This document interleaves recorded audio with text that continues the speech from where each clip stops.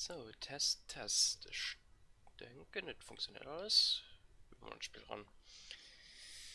Ja, haut mal weiter mit Breath of the Wild. Wir wollen haut Sora Quests all aufschließen. Mist alles machbar sein.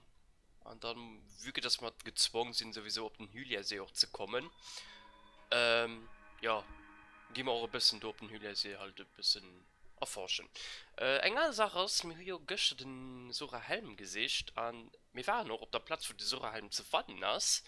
Aber wir haben anscheinend nicht gut genug gesicht, obwohl ich zwar do mein Module all benutzt tun, aber ja, da gehen wir haut halt ein Karton hin. Mehr als ich muss man bei dem Moldogan. Den nicht hier. Oh, den lebt schon direkt das. Okay, den ist haut anscheinend auch motiviert. Ja, wir müssen direkt bei dem Moldogan. Den seht ihr mich etwas ganz Interessantes.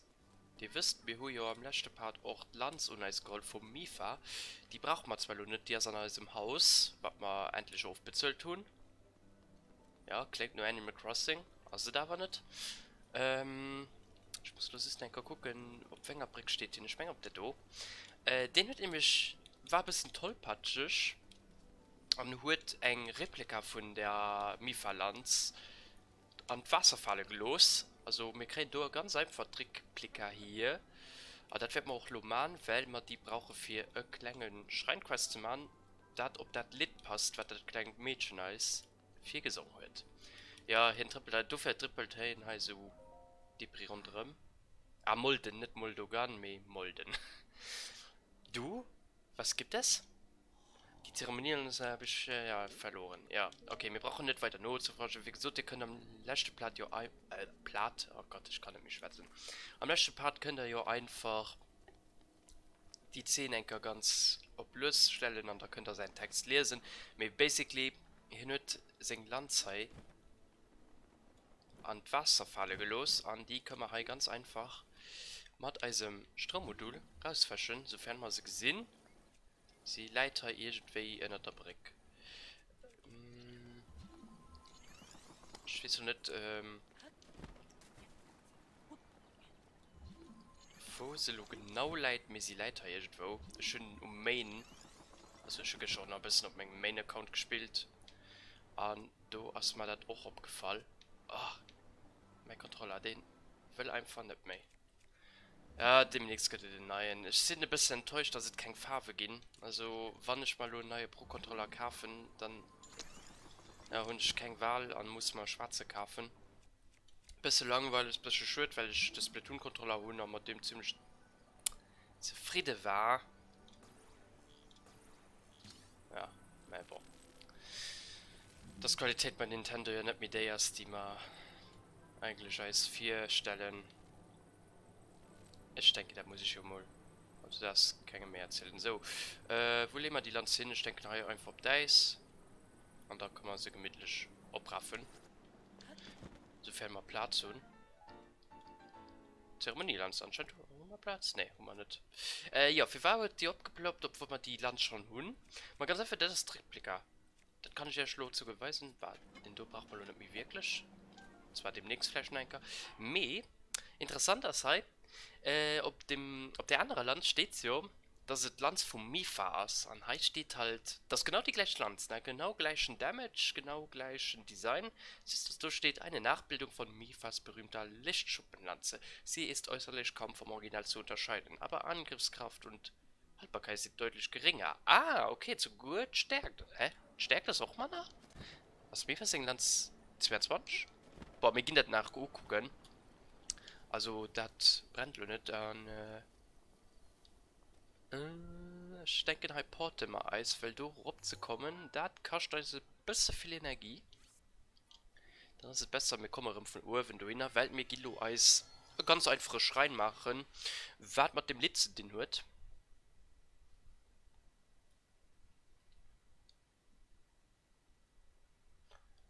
Ja, okay, wie gesagt, also Replika ist tatsächlich dann auch noch ein bisschen schwach.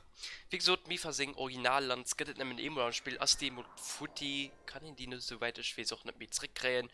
Nicht mehr nach äußerlich, also den Design kann ich zurückkriegen, dann aber als, wie gesagt, Replika für mich schwach. Wird man eine andere Waffe für den anderen aus Wesentlich ehrlich gesagt wohl nicht, weil, ob Menge Main Hundeschwänge dem Gerut sei Schild nach immer mir versengland das Futti dat wesig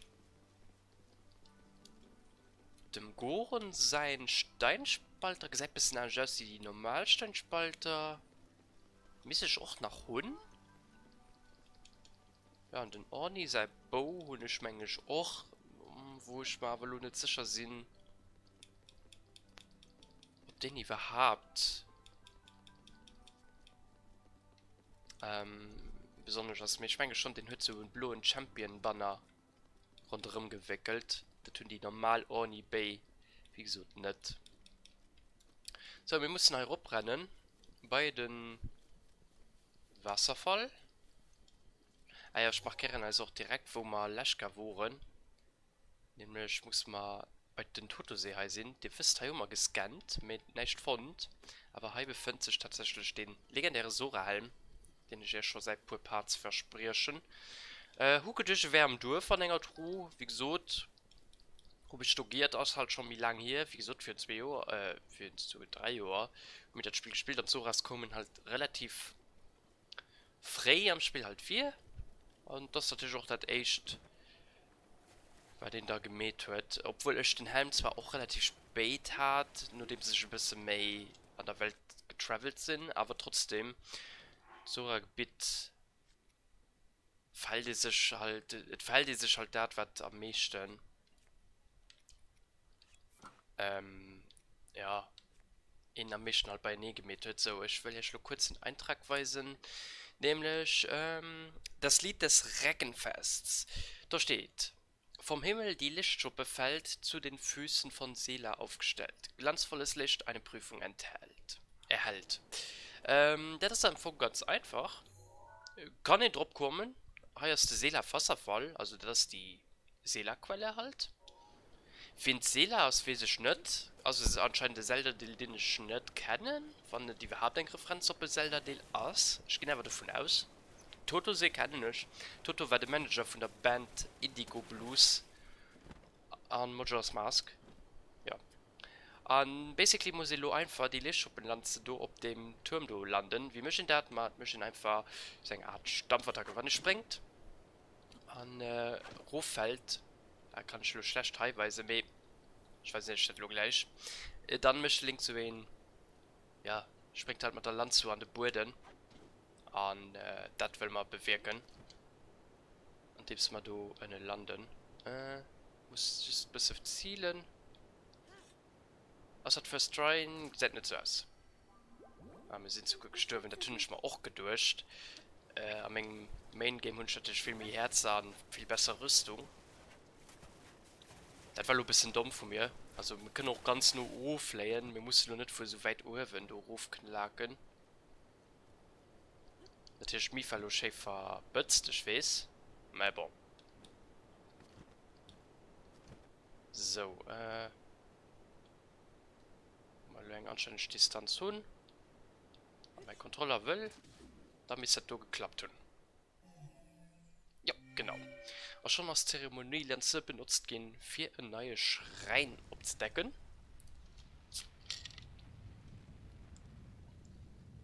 also auch nicht spezielles geht ihr raten soweit ich weiß heute du auch einen eng Tru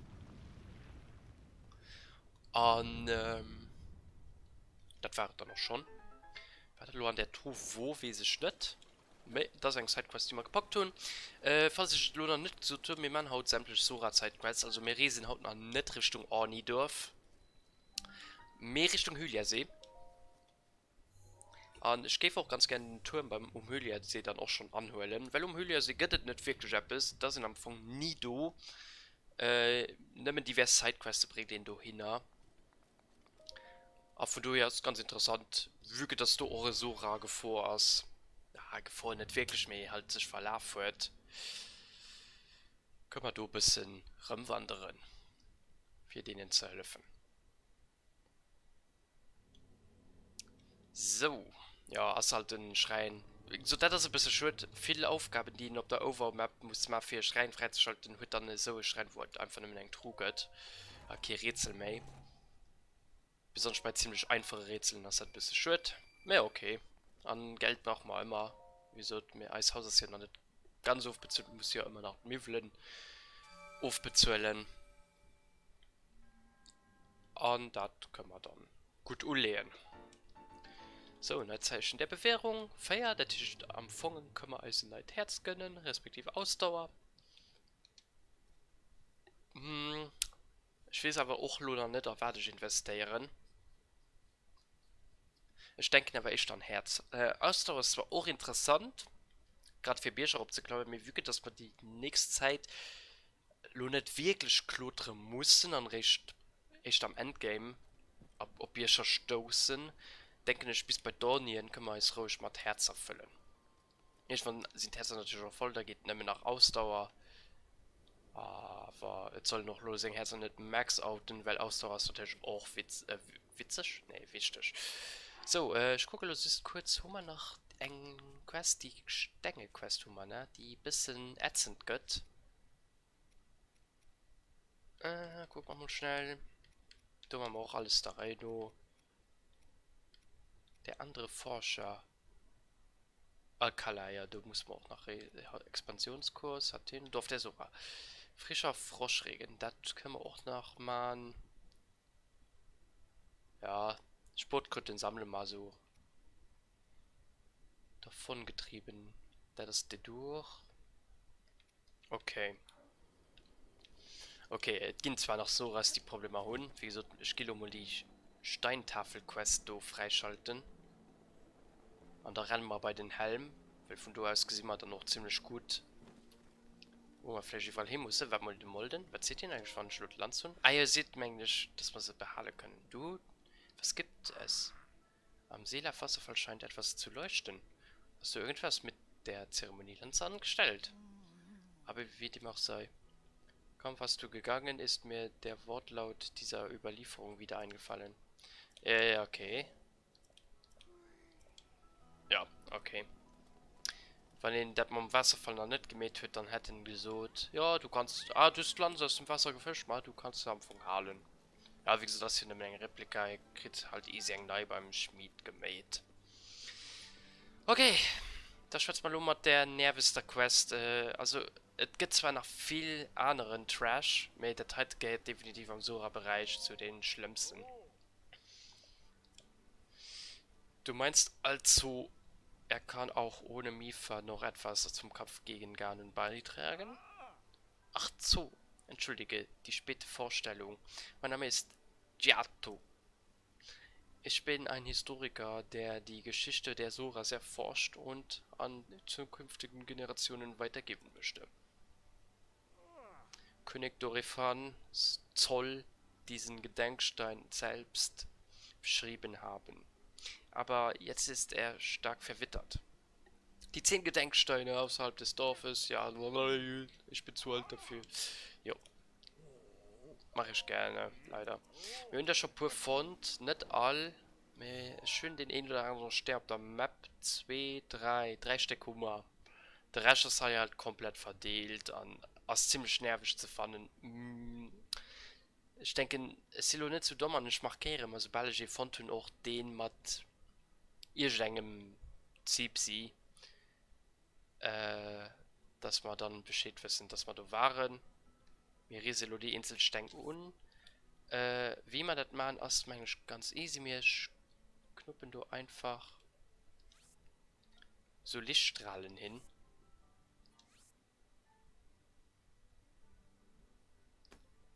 Dann wissen wir Bescheid, dass man da nach hey muss und du auch wissen, dass du ein Gedenkstein hast. Das sind nämlich 3 Sinn, also halt easy Oris, Armee Kilo de Wasserfall doch auf der Tisch. Du hai durch. Schon den do Wasserfall. Okay. Geh mal die Sora-Helm sichern und da können wir hier am Gebiet als volle Sora rundherum laufen. Das ist dann cool. Ja, an was der Denkstein gesit unbedingt Bescheid sollen, weil ja, die sind wirklich, wie gesagt, relativ nervig zu fannen. Ich habe keinen Platz für Waffen. Ich meine aber mal Fotos. Für dass die so easy halt stehen. Why not?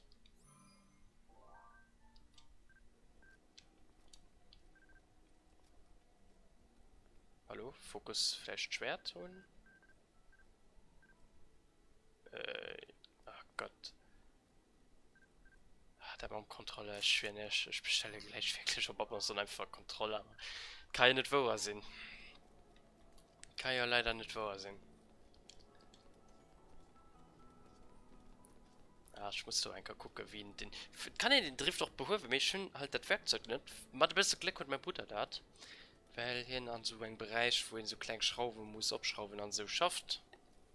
Ich, vielleicht kann hin mal den Drift aus dem Controller rausholen. Update dazu dann. Ja, am nächsten Stream. So, und lo, gehen wir den Wasserfall drauf. Als Sora-Rüstung haben wir un. Es kennen halt auch im Amiibos. Vielleicht haben wir ja Glück erkennen, scheint Original Zelda-Kleid. Also, ein Link-Tunika, ne, okay, Zelda-Kleid. Da hat vielleicht auch Breath of the Wild 2, wie weiß. Wann ich dann endgültig Zelda Molenka spielen kann. War ja bislang noch nicht möglich, ob ich was nicht an einem Hauptteil, soweit ich weiß. Ja, bist du aber richtig informiert sind. Wie gesagt, Spin-off auch schon mehr auf durchkommen an ja, Smash Bros. Halt doch. Und bei Spin-offs wurde halt hauptsächlich Hyrule Warriors. Mir musste nach mir ab, stimmt. Ah ja, die W, ey. Das ist mehr lang wie mengt. Ich gehe besser im Land. Weil ich gesehen habe, schon ertrunken, mal zu wenig Ausdauer. Keine gute Idee. Lauf mal lieber den Stecker springen recht an Wasser. Tabs hat den Wasserfall rumspringen, dauert hält kein Ausdauer fort. Obwohl das viel anstrengend ist, wie du das keine die paar Metern zu schwammen. So, na, über müsste Sora Helm sind. Wie kann ihr dieses Helm eigentlich spannen, ohne zu wissen? Mal ganz einfach, wenn du die Gedenksteine zum Beispiel liest, die Historie von den Soras, du wird den Helm irgendwann erwähnt. Und auch immer, du hast auch eigentlich einen Tipp oder einen am Dorf kann ich einen Tipp geben, wo den Helm haut so das Leid, weil er war auch irgendwie ein hellischen Ort von den Soras. Natürlich, wie gesagt, wie alles an Hyrule, werde ich auch mehr Geld von alles zerstört. Also, wie gesagt, mir haben ja letztes schon drüber geschwärzt. Ich bin wirklich gespannt, was Hyrule Warriors aus der Geschichte von Breath of the Wild möchte. Dass es kennen als, muss ich ja keinem so, weil den Anuma selber an das ganze Team, was Breath of the Wild kreiert wird, wurde auch an Warriors einen großen Teil mitgespielt. Heißt, also Warriors erfindet doch kein, ja, Geschichte, die halt, ja, halt einfach hier Interpretation ist, aber sie erzählen, soweit ich weiß, den originale Floss, wie Hyrule untergegangen ist. Erzählt natürlich nicht mehr von den Christ-Szenarien, gehe ich mal von aus, ne, von den Schlachten, die Kampfszenen, weil ja, Hyrule hat ja halt auch nicht immer verloren. Ich meine, Soras an Goron und Exterior nach, weil hier Recken Demos Wächteren an die ganz Feinden halt vertrieben hun, an sich eine stark Basis abgebaut tun. Mit zum Beispiel Hyrule, also na, Staat Hyrule, der ist vollkommen in der Gang. Davon ist einfach nicht mehr übrig geblieben. Gratulianer haben sämtliche Häuser verloren. Und dann haben wir den Sora-Helm. Ja, also wie gesagt, nicht gründlich genug letzte Part geguckt. Also sind wir vollständige Sora. Wir kriegen allerdings. Ich hatte richtig gesehen, Moment. Doch, wir kriegen einen Bonus, aber keine spezielle Geheimfähigkeit. Wir schwammelos ist um maximalen Tempo. Okay. Voilà, da sind wir vollständige Sora. Wie gesagt, das geht halt zu fannen. Hummer, Lashkeer Gesicht. Leider nicht fand. Umso besser, dass man haut, weil mich schlau sind. So, dann reise mal lo. Ich denke, nach hier oben ist eine Steintafel. Die reise mal lo Richtung Donnerhorn.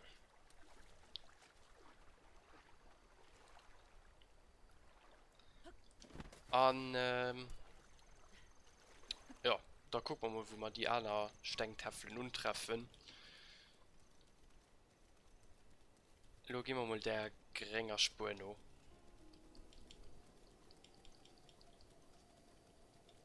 Da sind noch Feinde, also aufpassen. Gerade wenn du fängst mit Tränen, von die mit elektrische Sachen gefüllt sind. Gerüst sind, nicht gefüllt. Gott, Haut kann aber auch mit Kauderwelsch aus dem Mund raus. Ah, an du nicht seid sie schon. Ich meine, dass die ich auf der Karte markiert tun. Eng von den Steintafeln.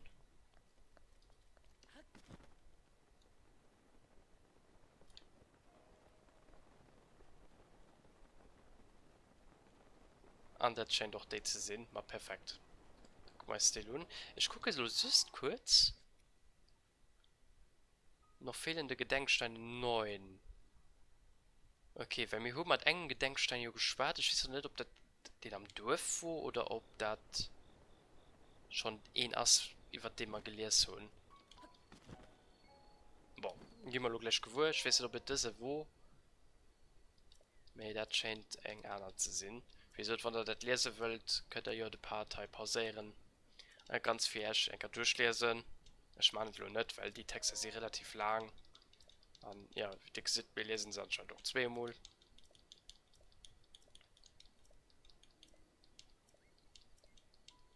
Und ich meine sie natürlich auch nicht an der richtigen Reihenfolge, gehe ich mal von aus. Ich weiß auch nicht, ob es da irgendwie Reihenfolge gibt, aber ich denke schon.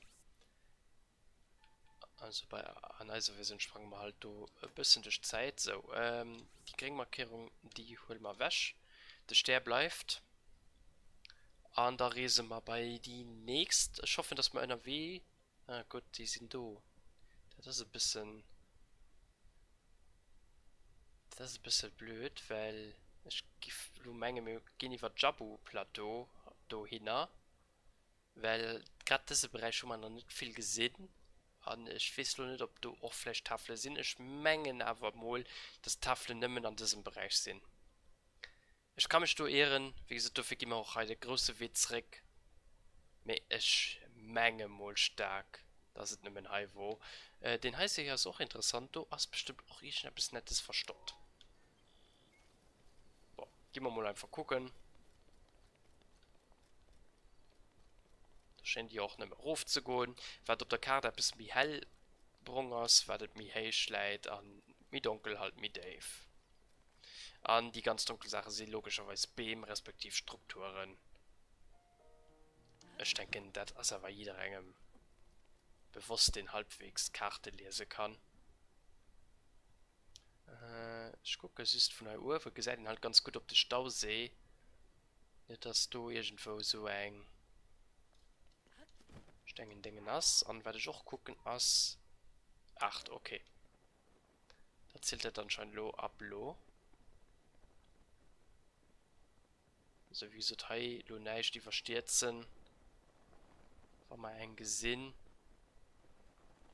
Direkt an den Chat schreiben. Also wann dir ein Gesit. Die Archiver sind. Direkt an den Chat schreiben. Weil das ist eine relativ nervige Mission.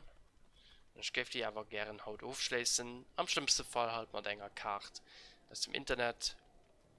Weil das Schlagbuch ist bei mir halt nachher mal angepackt. Ja, da tue ich nach dem Plastik. Ich hatte da nie ausgepackt. Das ist aber wirklich der Wert. Es sind sogar zwei. Ein mit Hardcover und ein halt so Magazinstil. Ich weiß nicht, ob es da einen Unterschied bei Gött oder ob beides das nämlich dran und sie so einem anderen Bücherstil halt. Ich gehe mal davon aus, dass das ein mehr Lore erzählt, während der andere halt mehr so ein Fulfilling Guide ist. So. Ich gesehen habe auch keine Steintafel. Split, dass ich die Kamera halt schlecht kann rauszuholen, weil mein Joystick halt einst ein bisschen spinnt, dann der Link dann einfach blond über Clip fällt. Man scheint jetzt zu gehen, aber ja, der kennt das Momente, ne? Ich meine, die verschiedenen sitzen noch einfach im Chat und warten nämlich auf die Momente. So, hier haben wir auch nicht. So, die Etappe weiß, kämpfen wir heute Bierschruf. Rob geht es ein bisschen schwierig in dieser momentanen Situation. Mero was ganz angenehm. Gibt zwar auch nicht. Kann ein bisschen gefährliches Sinn. Ich denke aber, das gibt kein Problem. Wenn sie gerade so Gebiet müsste man relativ safe sein. Den Stier ist dann ein bisschen stressen als halt die ganzen Skelette. Mais bon. Dürfte an sich auch kein Problem sein. Kleine Fun Fact. Ehrlich gesagt war ich noch nie auf dieser Plattform hier. Mal gucken, ob die Plattform einen Numm hat. Also auch am Main Game. Nee, okay. Weil ich war noch nie auf der Plattform. Und ich denke, das ist ein guter Moment für uns, als Daily Scans aufzuhören. Ihr mit Breath of the Wild Zelda. Oh, droppt sogar Kürbis. Interessant. Ritterschild. Oh, den das Schwert. Okay. Ah, mir hun schon in Metallbarkeit war mir heisch, ne? Ja, ich gesagt gerne den Goshin-Schild wäsch. Gesetz war cool aus, mehr Ritterschild ist definitiv mehr wert. So, als nächstes tun wir dann den Link für Smash Bros. Mit der Urinseil. Ja. Das war ja auch eine komische Idee zu designen, weil Beta-Modell, also dem Modell, den auf der Gamescom man so gesehen hat, den hat damals nach ein anständiges Seil, einfach ein düssischer Stab an Lo, wird einfach die Gel-Seil hingestaltet. Also wie gesagt, designtechnisch ganz komisch, vielleicht stabilmäßig besser wie die einen kleinen Stangen, aber komisch werden das gerne tut. Aber wir kriegen tatsächlich Schattenmütze, okay, cool. Aus Twilight Princess. Den originalen Link-Mutz. So, du könnt gerne. An den hört für Eis. Oh, Ritter Zweihänder mit dem Gnadenstoß. Ehrlich gesagt, ein Krasswaff. Und da gebe ich mal Mengen. Das sind von also schwache Waffen. Vitalbert. Das ist so ein dumm Waff. Weißt du was? Da kann man auch den Zweihänder da holen. Und den ist heftig, Mann. Boah. Guck dir Stadt Dingen so. Und Ranger suchten, weil nicht ohne. Und gerne doch noch paar. Gendorf, pardon. Oder doch noch paar Münze. So, den Toon-Link. Vielleicht kriegen wir von ihm ja auch ein Kleidungsstück. Die Insel-Linken haben natürlich immer hier gewonnen. Als Dropmischkeit. Und tatsächlich, wir kriegen noch die Windmütze. Okay, cool.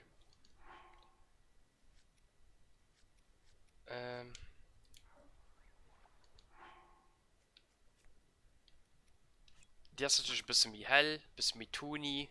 Ja, Twilight Princess Schmutz, die hat noch so eng Naht, so auf der Seite. Und auch Tor sind ein bisschen ernst, wie Gewöll. Und die anderen, ja, so ein bisschen wie du sagst. Ich muss mal sagen, die Toon-Link steht ihm zwar gut nicht. Also, der Breath of the Wild Link ist halt auch mehr Willen. Mit den Hohen und so. Und da passt dann die Twilight Princess Mutz besser. Wir bleiben aber bei dieser Sora-Ausrüstung. Misilo Sora. So, dann haben wir Cheek. Die komischerweise ein Transparenzseil hat, da kein Pissseil. Cool. Du hast es also anscheinend im Gang. Und die hat 5 Eispfeile für uns. Ja, gute Loot. Also wie gesagt, mit den Amiibo zu schaffen, lohnt sich, weil auch wenn ihr nicht so viel kriegt, kriegt ihr aber ganz interessant Stuff. Den ganz nützlich kann sehen. Das ist natürlich auch vielleicht ein bisschen gecheat, aber boah, das auch verlangt, Amiibo zu scannen. Königsschild sogar. Ja, ihr wisst, was da flieht. Kann ich ja doch einfach herausgehen. Leider nicht, oder? Das ist halt immer umständlich. so. Ja, und damit haben wir alle Amiiben, die Schei hun gescannt. Ich noch den 8-Bit-Lingern so, aber am Plastik angepackt. Und da kann ich noch so witzig 8-Bit-Schwertern so zählen. Kann ich ja auch einkeweise nicht packen, die Amiiben noch irgendwann aus. Aber ja, wieso? Bislang hatte ich noch keine Zeit und noch keinen Grund auszupacken. Die Kleinigkeiten. Ich meine, das Schwert ist auch nicht besonders stark. Spätestens von den Meisterschwert hört. Interessiert den sich sowieso mal für Normalschwerter.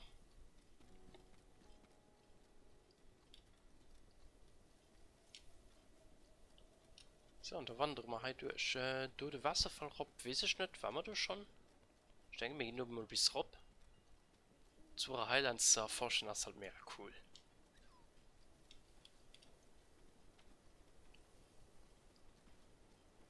Oh, das ist ein Sport. Hast du den Sportkröte? Ich weiß es nicht.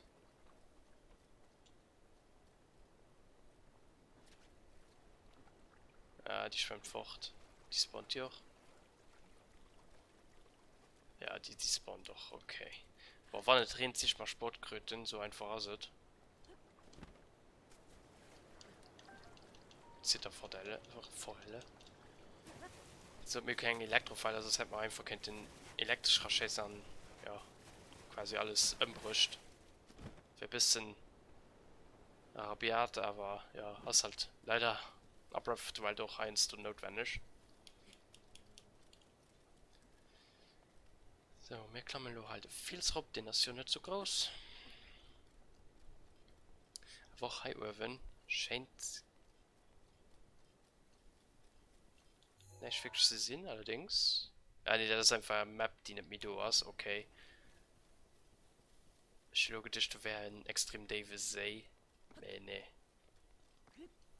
Also wie gesagt, es gibt noch Plätze, wo ich dann am Main Game noch nicht war. Und du gesehen eine Insel. Das ist auch noch mehr cool. Da kriegen wir auch noch eine ziemlich geile Mission. Wieso muss ich noch storymäßig nie machen. Aber wirklich, dass wir alle Sidequests machen. Gehen wir auch ein Cadeau-Lunch gucken. Ja, da heißt natürlich Alcala. Mit ihren größten Gefahren und so. Da gehen wir sowieso hingezwungen. Also, wieso? Das ist auch irgendwann als Ziel, weil Alcala erstens extrem wichtig ist. Was Waffenarsenal geht und zweitens, ja, historisch halt doch extrem interessant. Wieso dann Alcala ist alles so gegangen? Du hast den Krieg ausgebracht. Und das merkt noch, weil an Alcala ist wirklich nichts. Also als Käse stehen auf dem anderen geblieben. Du hast wirklich alles ausgerottet. Und Alcala ist nämlich noch ein, ja, deutsches Land. Ah, guck mal. Aber bei diesem W fahren wir natürlich nach einem Krog. Dann holen wir ein Magnetmodul. Und wo ist denn das Problem? Den muss... Wann ist bestimmt Ehrenheit drüber kommen? Yes. Ah, das ist ein weiterer Krog für Eis. Also wollen wir den Magnus fannen. Kann den nice dann mit Tasche bescheren. So, weil das halt ändern. Da das die See, wo ich wollt. Achso, klein Tal. Scheint ungefährlich zu sein. Trotzdem kurz den Aufklärungstrupp durchschicken.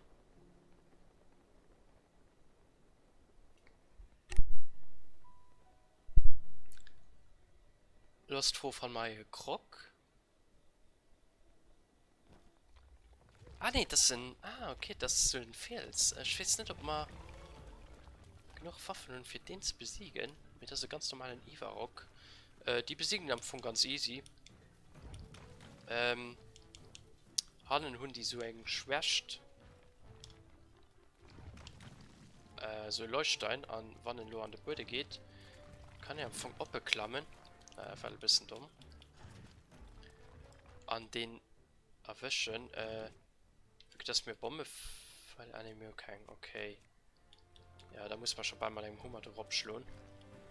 Die muss ich noch alle auf der Map fahren und dann besiegen. Also das machen wir auch für, nicht für nichts, aber ich habe ein bisschen Angst, dass wir ein bisschen viel sterben könnten. Das ist natürlich auch ein relativ schwerer Boss, also den Dolo. Weil es ging noch mir einfach Ivarox. Ja, gesagt, der kann also auch One-Hit KO'en. Ich meine, das ist auch kein Dumm. Als stärkste Rüstung da. Und zu tun immer mit 200 IQ im Brust gehen.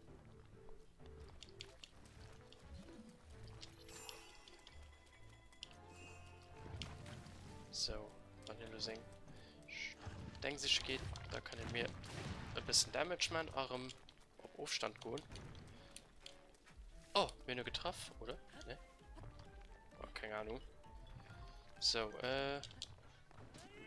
wir sollten sehen ähnlich schwächt, als du den Dingen sei. An der Fall natürlich auch Edelsteine, die kann man natürlich auch halt verkaufen. Mir natürlich auch mega geil Waffen. Oh, was? Hast du Lukau? Nee, aber Laser ist relativ gut aus den Schwächtruhen. So. Bald falsch vom Leben aufgezogen.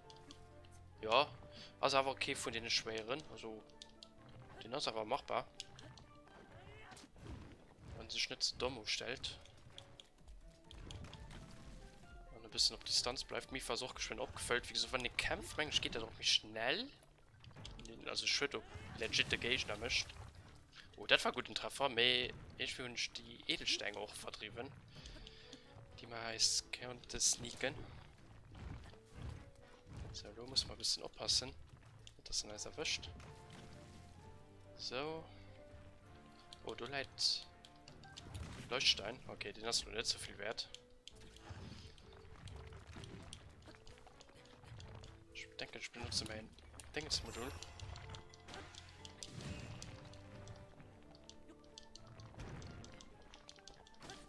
Und schon Nacht drauf. Okay, kleinen Treffer an mir Hunden. Fläche fein. Ja. An Arenen. An Downers sind. Perfekt. Das war gut gekämpft. Und ja, droppt divers Steine, Luke hängt Diamanten. Was bist du schwer das? Nee. Immerhin, den das besiegt. Ich markiere mal auf der Karte, dass er etwas sitzt. Keine Ahnung, wie wichtig das ist. Cool. Mein Controller reagiert ja wirklich gut nicht mehr. Ja.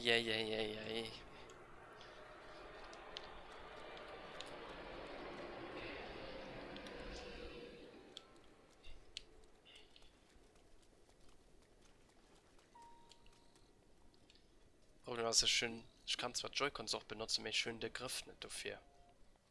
Die sieht bei mir nämlich nach ganz viel Leute so in hier Joy-Cons gehen halt nicht. Bei mir ist es halt umgedreht, bei mir geht mein Pro-Controller nicht mehr. Ich finde der Pro-Controller doch viel benutzt. Aber halt wie gesagt, auch nicht so viel wie nur diverse andere Controller von Nintendo. Besonders, also herrlich Steck, Gamecube-Controller. Keine Ahnung. Und ich schon bald 20 Jahre. Da immer mein originaler Gamecube-Controller, von meiner originaler Gamecube. Und der funktioniert nach tiptop. Trotz Tausenden von Stunden von Smash auf allen de Konsolen an viel anderer Games. Kann ich nicht drüber meckern, also da das wirklich ein Top-Steck von Nintendo do kreiert genas an nicht nur Top-Technik, Top-Architektur an Top-Qualität als Matra gefloss. Von dem Controller denke ich kann ich nicht mehr schwärmen, also klar als vielleicht nicht der beste Controller, aber definitiv an enger Top löscht. Könnt den mindestens an Top 4, gebe ich mal behaupten, von allen Controllern, die existieren.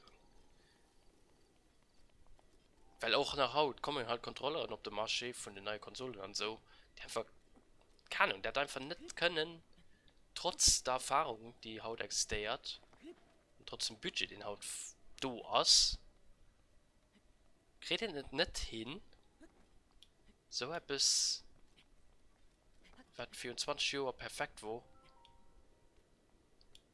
haut zu implementieren. Aber boah, haut konzentriert in sich halt auch zu viel auf Gimmicken, die, keine Ahnung, vielleicht der Casual ein bisschen erstaunen an der Casual halt dort zu uregen, Apps kaufen, aber sind wir mal ehrlich, die normalen Gamer brauchen einfach nur einen Controller, den anständig funktioniert, an ein gutes Spiel. Kein Gimmick, wo irgendwie muss der Controller auf den Kopf gehen oder was weiß ich. Na, hoffentlich mal. Also, wie gesagt, gibt mir einfach normale Controller an, ich kein Problem. Ich brauche keine Bewegungssteuerung, nicht wirklich. Klar, der Jason mit Pfeil halt bei Breath of the Wild ist schon gut gemacht, aber es gehen halt auch Sachen, du denkst mal, wirklich, wer du nicht Bewegungssteuerung hat, kann nicht mehr für Packen zu schreiben, dass Bewegungssteuerung unterstützt wird. Ah, mein Gott. Ja, kann ich vielleicht über das kleine Thema schwätzen, was ja, was ein Thema ist, was mich schon lange beschäftigt, am Punkto Gaming, an was halt anscheinend meine Angst auch immer mehr bestätigt. Und zwar ist Bethesda Bestandteil von Microsoft Login. Als nur vor kurzem gekauft gehen für 7 Milliarden US-Dollar. Und ja, das ist basically, dass Bethesda nicht mehr nach, also na, in der Theorie nicht mehr nach für Microsoft-Konsolen entwickelt. Nintendo Switch hast du wahrscheinlich auch noch dabei, oder respektive Nintendo, weil Microsoft und Nintendo so kleinen Partnerschaftsprogramm haben, bei dem halt auch Microsoft Titles am Nintendo Switch Store sind. Mir zum Beispiel verschwanden Topseller wie Skyrim und so dann demnächst wahrscheinlich auf der PlayStation. Also natürlich spannend da, gerade wo man die nächste Konsolengeneration, wenn man das so nennt, rüber schwenken. Und die andere Batte Sache ist halt die, dass, also, lo ist es nach Microsoft, aber stell dir mal vor, lo nächstes Jahr oder 2 Jahre, weil ich gesehen kommen, könnte keine Ahnung, Tencent oder wie sie heißen, also ein riesiger chinesischer Konzern, den schon vieles am Gaming besitzt, also durch eine ja durch Epic an EA oder nehmen EA Sports, mir auch ein Deal von Ubisoft gehört hinnen. Und stell dir schwer, die Kaffelo Microsoft zu 51%. Klar, das interessiert, also das kann den Leuten ziemlich egal sein. Wem mir aber nicht egal kann sein, also den Entwickler, respektiv denen, die ja an der Branche halt so investieren oder Zeit. Weil, wenn alles nicht mehr von enger Quelle könnt, ja, dann könnt außer natürlich auch keine Konkurrenz da, heißt, müssen sich natürlich auch kein mehr in anderen Server trumpfen. Das ist eine relativ gefährliche Diskussion, weil, ja, wir sehen das ja auch schon haut, also keine Ahnung.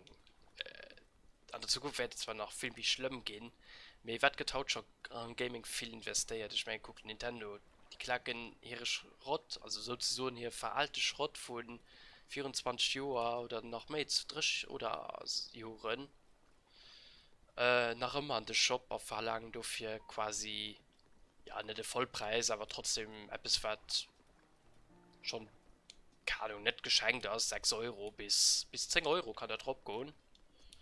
Für Spiel, was alles oder keine Ahnung, die meisten Entwicklerstudios produzieren einfach ihr Spiel, erzählen halt Inhalte zurück, da das halt doch so etwas, ja, nicht schön. Wir müssen halt damit leben anscheinend. Aber wie gesagt, wenn nicht mehr nach eine große Firma gibt, die alles besitzt, dann nachkauft, was sie will, und nie irgendwie Angst sind, dass ihr den Konkurrenzprodukt auf der Masche könnt, wird definitiv besser als, ja, dann geht Qualität natürlich auch fort. Na, ich meine, De Problem huet Nintendo ja auch dann dem Moment sie hun hier Switch so gut verkauft, kann ihnen sowieso scheißegal sinn wat könnt an sie noch an de 4 die sie machen, die auch nach für Qualität stehen. Also wie gesagt, Pokémon war ja nicht immer scheiß, als immer mich schlecht gehen an net weil einfach Pokémon alles. Nee, mir ganz einfach, weil Pokémon nicht wirklich viel muss ändern, wie das es sich verkauft. Wenn dir Zelda-Titel gesehen, dann gehen ich mal davon aus, dass jeder von euch denkt, ja, das kann kein schlechtes Spiel gehen. Na? Wieso? Das ist schon ein bisschen Angst bei Breath of the Wild 2. Ich weiß ehrlich gesagt nicht. Also mein Hype geht immer mehr weg. Nicht, weil man nicht vom Spiel her, sondern weil ich so. Ah, du hättest da seine Tafel. Was denkt die mal schon Hunden? Nee, das scheint nicht so zu sehen. Mal, da guck mal, es kurz, ob das Seite, ob halt kein hast. Und dann. Schau mal du hin. Mir das so gesagt, ne? Wie gesagt. Oh, gerade an den Feind dran zu flehen, das ist vielleicht kein gescheit. Aber wir sind gerade auf dem Wanderweg. Für die Soras. Mal da los, mal kurz du ganz innen hin. Ah, guck mal, du hast auch einen, du hast auch einen. Okay, perfekt. Wie gesagt, zum Beispiel Mario, aus ziemlich an ein Alter kommen. Also Mario lebt haut das nicht mehr so geil. Weil es halt so oft das nämlich Konzept wo. Und ja, einfach geschlafen tun.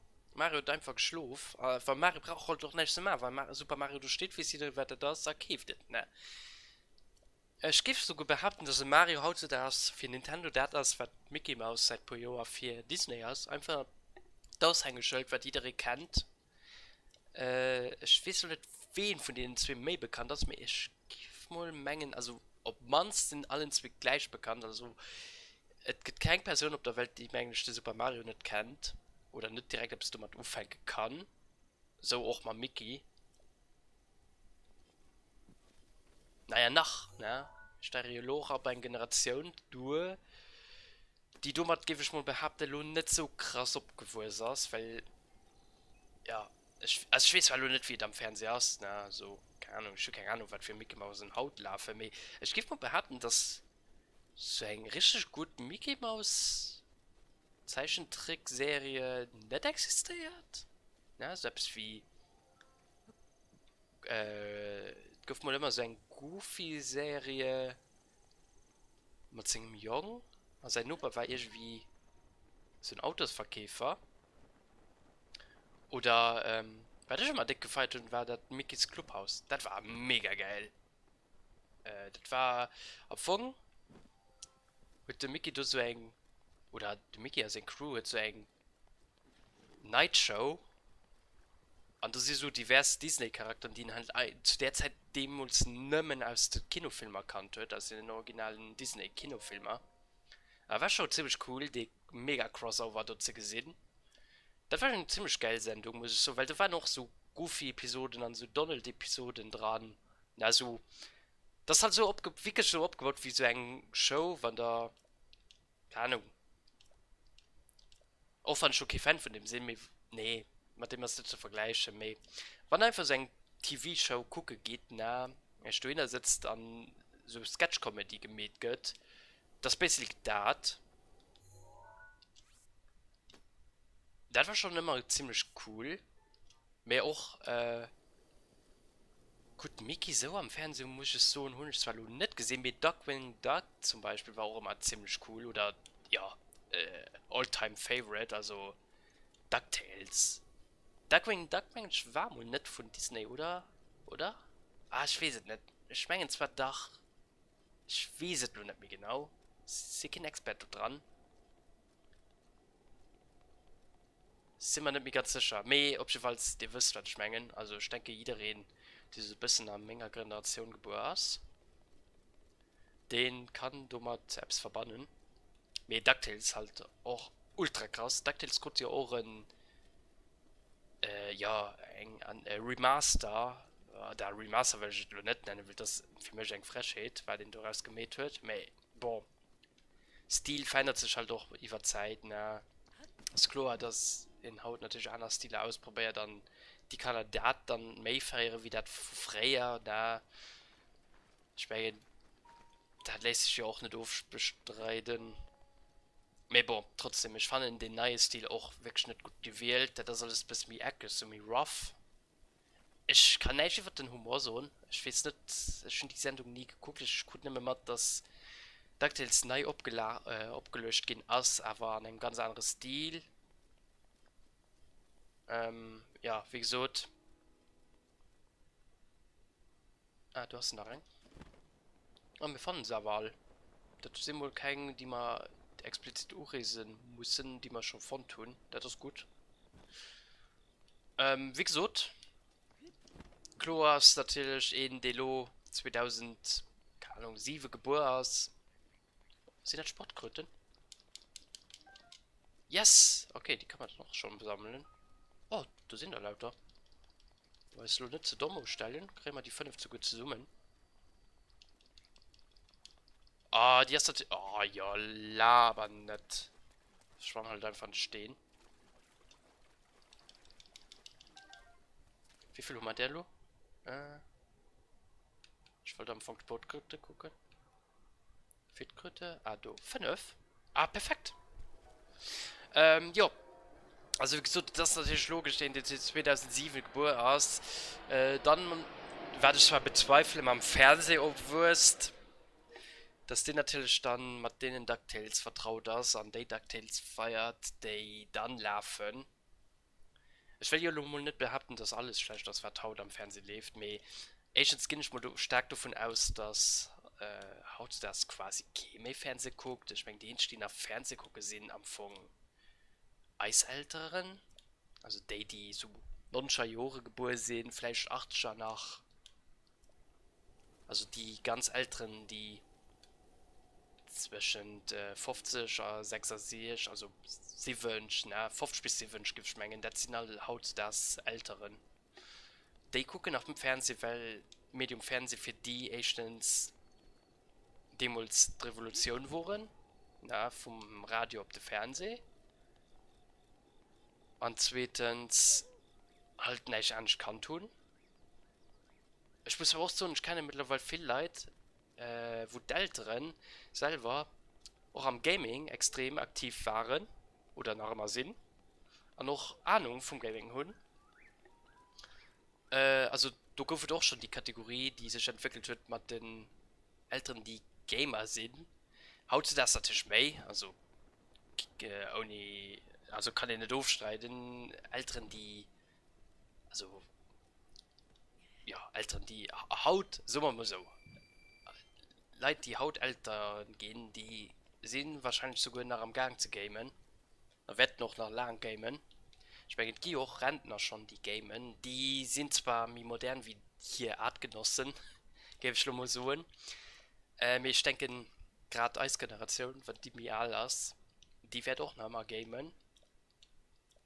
Aber Gaming auch durchstellen als nicht schlechtes, ne? Also ich denke, dass gerade Eiskanner viel mit Gaming-Werte konfrontiert sind. Natürlich nicht alle, es gibt natürlich auch Menschen, die absolut nicht mit Gaming Hut tun. Kennen ich auch Leute, tatsächlich. Gebe ich nicht Mengen, mir ist aber so. Aber boah, die Männer waren anderen Nerd-Stuff. Und dementsprechend, wie es halt das kann, mit anderem Stuff ab, was doch nicht schlecht ist. Gut Beispiel, es gibt sogar so in dem Moment hier im Land. Yu-Gi-Oh! Du gibt tatsächlich einen Jungen, den all samstes spielen könnt. Und den hat auch immer sein Pap dabei, ne? Und sein Pap unterstützt ihn halt beim Yu-Gi-Oh! Spielen. Das ist ziemlich cool. Also sein Pap fördert das, dass den Jungen Sozialkontakte halt knüpft, an dem es das Kartenspiel geht. Und wahrscheinlich spielt der Pop, ich weiß halt nicht, ich bin noch niemandem geschwärzt, ihr spielt wahrscheinlich auch irgendein Kartenspiel, Yu-Gi-Oh! Ist halt, ja, nur nicht einfach gewischt behaupten, mehr, aber nach dat einsteigerfreundlichst von denen Qualitätskartenspieler, also die auch wirklich den Durchbruch gepackt tun. Noch du muss ich so Pokémon das halt basically nicht mehr Lack ist. Ich froh, dass der Junge kein Pokémon spielt, also Kartenspiel, ne? Weil, ja, das Kartenspiel ist am Menge eine Flop, verkauft sich natürlich sau gut, weil, wenn Pokémon drauf steht, dann muss es ja gut sein. Aber trotzdem, Kartenspiel ist halt zu viel gewürfelt und so. Also, das ist meine Strategie, dass wir hoffen, dass ihn halt auch das richtig würfelt. So, das ist ein bisschen blöd, dass es dreht. Ich muss nämlich da rob. Geht er wieder rob? Ja, geht den. Okay, dann hoffe ich mal, dass wir Stangen erwähnen fanden. Die man nach oben muss. Bei wie viel sind wir da überhaupt? Gucken nicht gleich. Aber ja, wie gesagt, also ich denke, in Älteren, die Haut auch Ahnung von Gaming haben, wissen natürlich auch, was gut wird kann, dass er was nicht, ne? Geht natürlich auch den Extremfall, an die eine Richtung, an die andere Richtung, ich weiß. Aber ich gebe mal so in den Durchschnitt.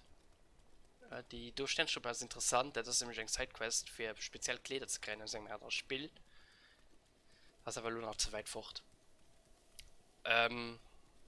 Wie gesagt, das weiß ich auch. Da gibt natürlich auch die Extremfälle, aber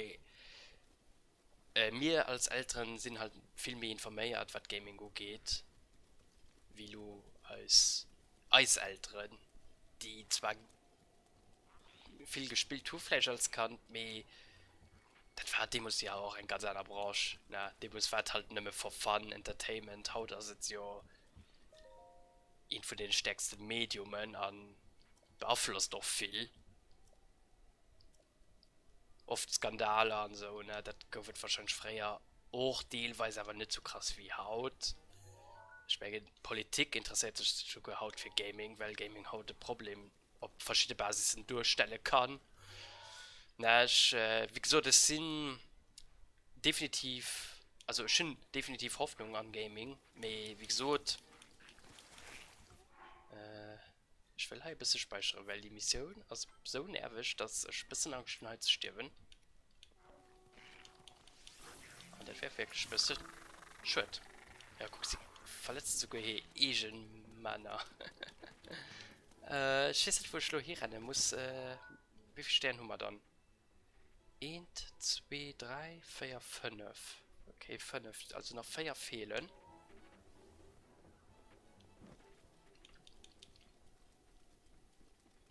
Aber wie gesagt, ich habe immer Hoffnung an Gaming. Also, dass gerade Gamer selber immer noch Störstellen an nicht akzeptieren, dass irgendein Weltkonzern entsteht, was wir spielen, wie wir spielen. Ah, guck mal, du hast nach hin. Gesagt zwar, hä? Und ich den nicht markiert? Ich war doch bei dem oder nicht. Ah, kann sehen, dass er den anderen hast. Doch, doch, gesagt, aber sollst du von den anderen hast. Obwohl, was er nicht, wo die Sportkrüte wollen? Doch. Und ich den nicht markiert. Ist die Kamera gerade aufgefallen? Ja, das ist die nämlich, die Hummer ist vergisst zu markieren. Okay, das ist auch gut. Dann müssten es ja theoretisch schon immer noch 3 fehlen. Ja, wie gesagt, es sind aber der Meinung, dass Gamer selber scheinbar gut genug wäre, gained für sich von der Industrie Gaming halt quasi ja, wie soll ich sagen, und nicht mehr als Geldmaschine durchstellen.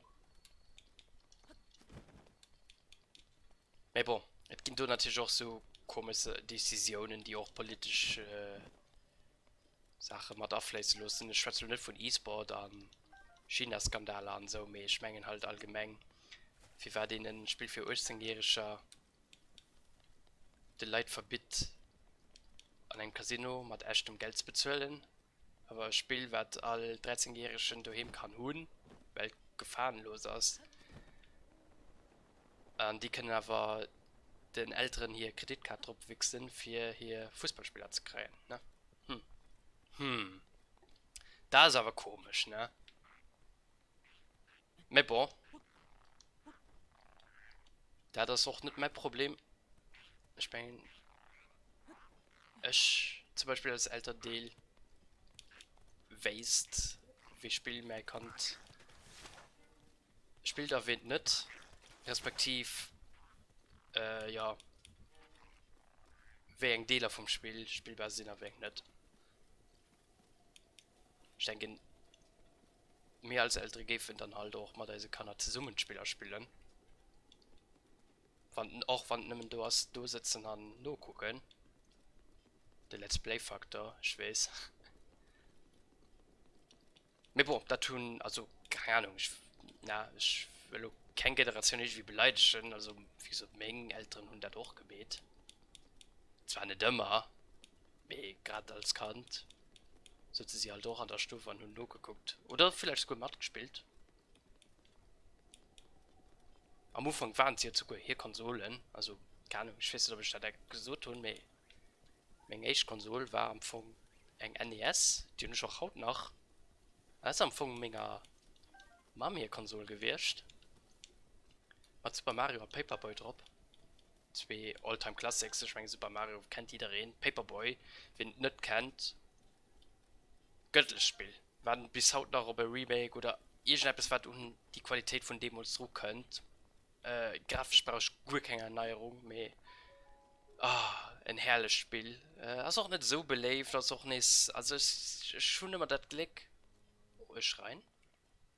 Oh! Aber in einem unbekannten Gebiet, oder? Ah, ne, wohl nicht. Ich denke, die machen wir dann. Wann ist nur gewesen wird. Steng, Sura Steng, gesehen Shiloh Kang leider. Hatte ich den eh markiert? Ich hoffe. 1, 2, 3, 4, 5, 6. Wieso dann fehlen es nach 3, von den durchstehen Geld nach 2. Muss jetzt kurz Tagebuch gucken. 4 fehlen noch. Da löse ich 6 auf der Map. Die steht am Dürfmänglisch, also auch nicht gelaced. Ja, kann gut sein.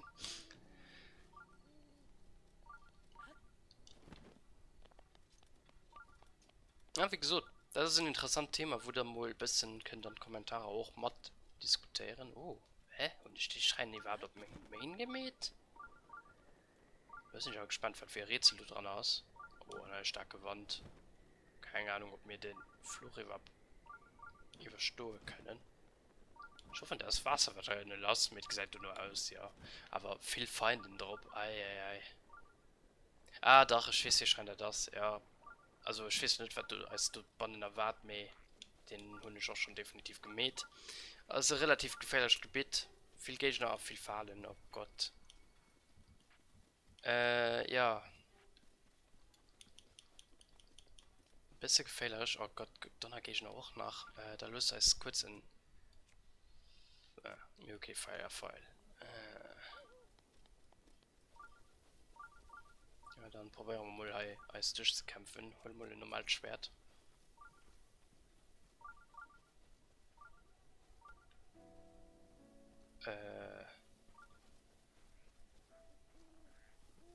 Ich denke, wir klammen durch ab. Wir von dort sprangen. Oh, Jung. Jung, wann ich Gift gegessen weh. Ja, die sind relativ schnell. Muss ich natürlich aufpassen. Ja, wenn die es treffen, machen die natürlich auch schöne Schritt. Mit mir Vater das als Segen. Auf von daher aus gebe ich mal behauptet, können wir bis bei Schrein flehen. Wenn die größere Probleme. Ja, okay, tipptopp. Wie gesagt, das ist ein interessantes Thema. Die 3 Themen, die ich quasi logisch spart tun.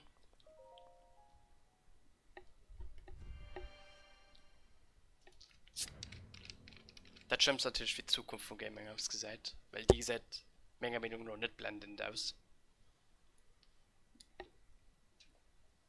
Mit du willst auch etwas beidrohen. Weil viele Leute ja Epic Games zu haten und so. Mir ich gesehen, ehrlich gesagt, Epic nicht als das Problem. Also ganz ehrlich, wir behaupten, dass Epic das Problem ist. Uff, den nicht mega Minuten nur einfach nicht verstanden. Nee, also ganz ehrlich, Epic ist definitiv nicht Problemfall. Da sind es pur, soll die Amerikaner, die sich nur einer chinesischer Firma müssen aufpassen, anstatt ihrem geleeften Steam. Me, ja, passt am Gang, ne? Ich meine, Epic kurz auch pur Negativsache, me gerade für die Branche als Epic mega Minuten eine Bereicherung an. Ich meine, der traurigste Beispiel ist ja Rocket League, die ja gepackt hat, 5 Jahre lang quasi null an ihr Spiel ranzubringen, null Kreativität, also wirklich das Lowste von Lowsten.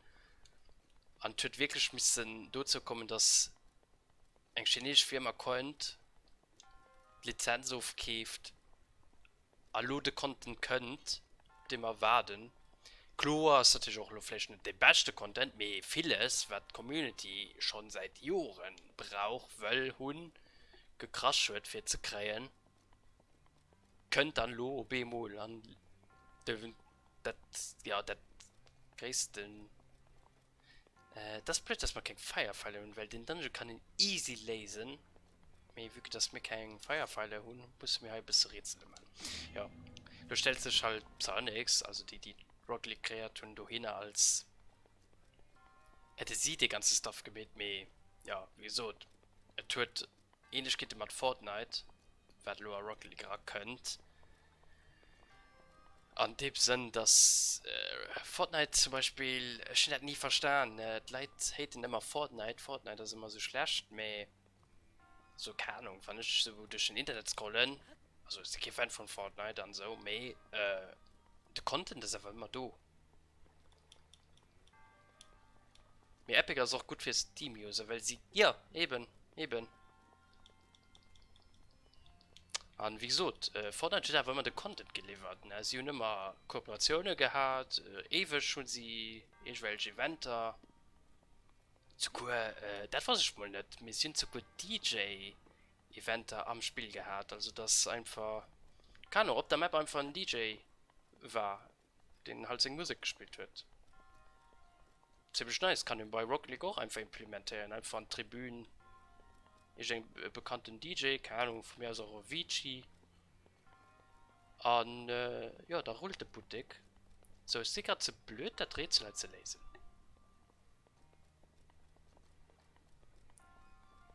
Also, wie gesagt, wirklich interessant für die Branche, die nächsten 10 Jahre hinschwenkt.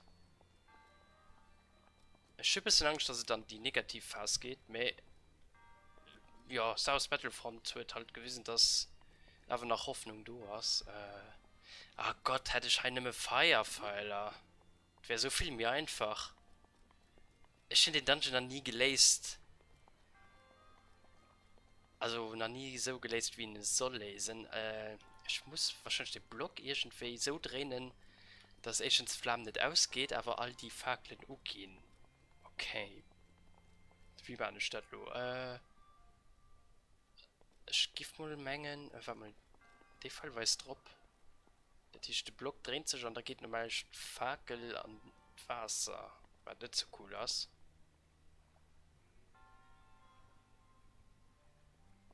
Okay, aber wir können ihn drehen, weil die Wasserspritz.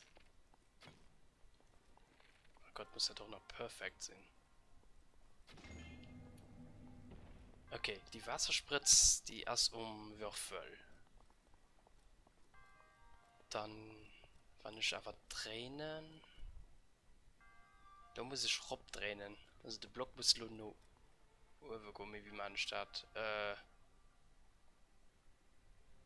An dem sich der Block drehen. Hi. Bis dass ich den Block Rob drehen kann. Also der Tisch. Narenka.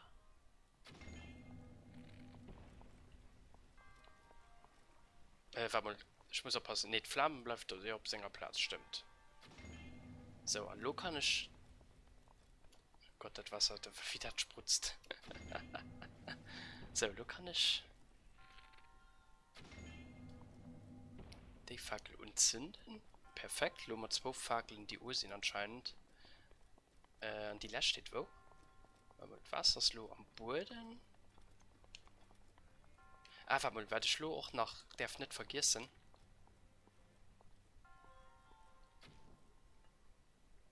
Wenn ich lo nach Scheiße kennt, kann ich da, wenn die Boden do verbrennen, genau. Da kriegen wir die Schatztruhe drauf an, auf der anderen Seite auch. Süß auf der anderen Seite, wie ich lo nicht genau wie das soll gehen. So, Rabogen.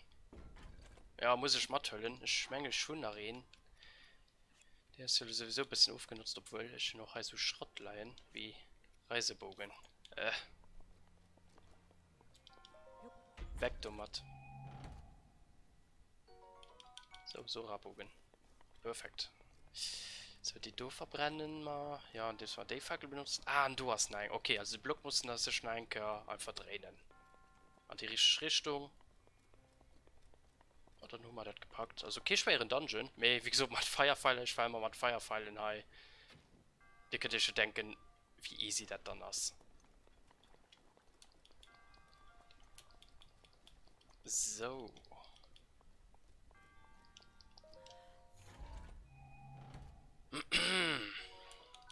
An den Opal, die können wir dann noch länger verkaufen. So. Wie kriegen wir das am besten gehandelt? Da muss man sich aufpassen, dass das Wasser ist nicht dann. Wir können, einfach drehen geht schon durch. Ja, weil das einfach nicht mehr eine Fackel, die muss nach angezündet gehen. Ich meine, die hast sogar, genau, du hast sie sogar gemäht. Wir müssen noch halt Ruhe von tun.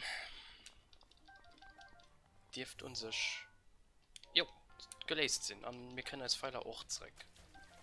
Perfekt. Bei wie viel sind wir noch? 4 okay, mehr als 6 200 verbitzt, du haben beim Feier. Denke ich, sind wir gut plus gegangen. Gerade mal Opal, kann man jetzt genug Pfeiler im kaufen.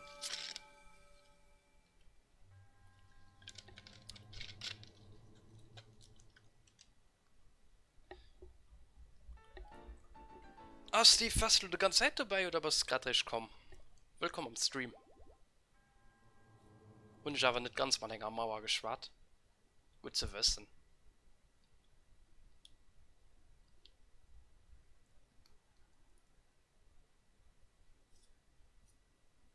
Die ganze Zeit dabei, ja, das ist fein. Nice. Ich hoffe, ich bin nicht zu viel zugequatscht mit Nonsens. So, an der Tisch redet du, der Tisch, wir kommen nicht raus. Ich gebe aber 4 Stunden mit Porten also einfach. Weil ich will unbedingt die Stehende auch testen. TFT, ne, bei wer das jetzt schon mal?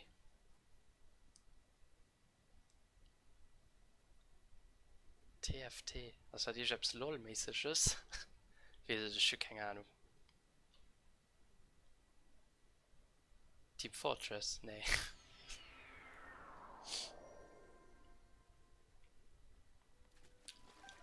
Ah ja, und wir können noch bei der Jongon mit seine kleine Sportkröten davon getrieben? Nee.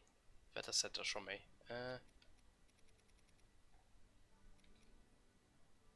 Oder haben wir das schon gewählt? Nee, ich meine nicht. Nee, du hast ihn. Verento. Teamfight Tactics. Ah, League Chess. Ah ja, stimmt. Hier, die Kröten.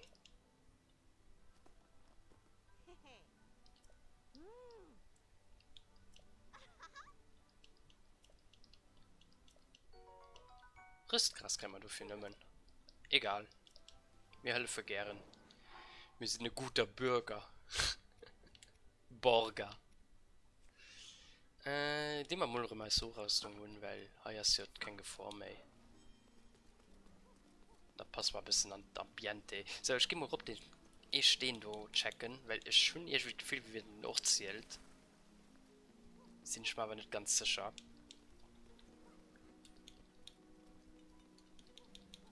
Ja, ist eine Musik live. Ja, ich meine schon. Das ist meine Musik also extrem los.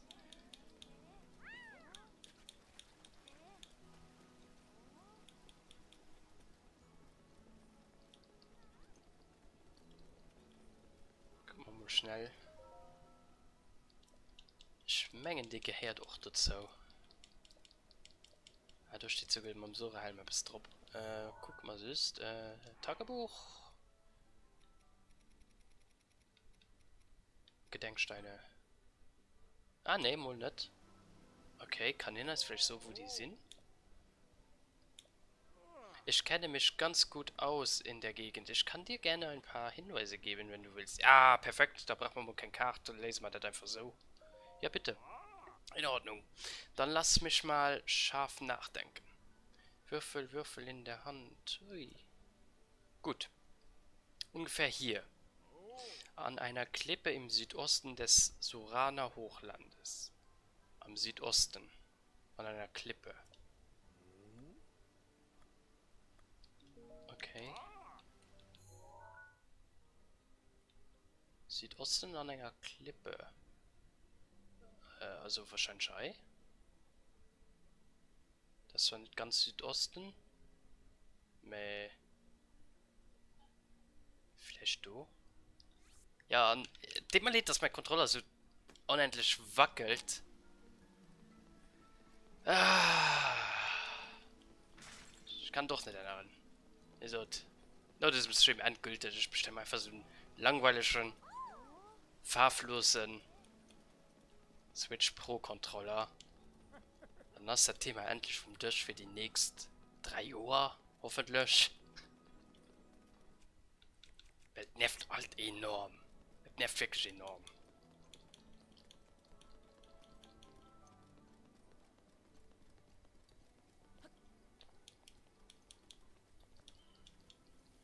So, wir laufen bei Kring, ne?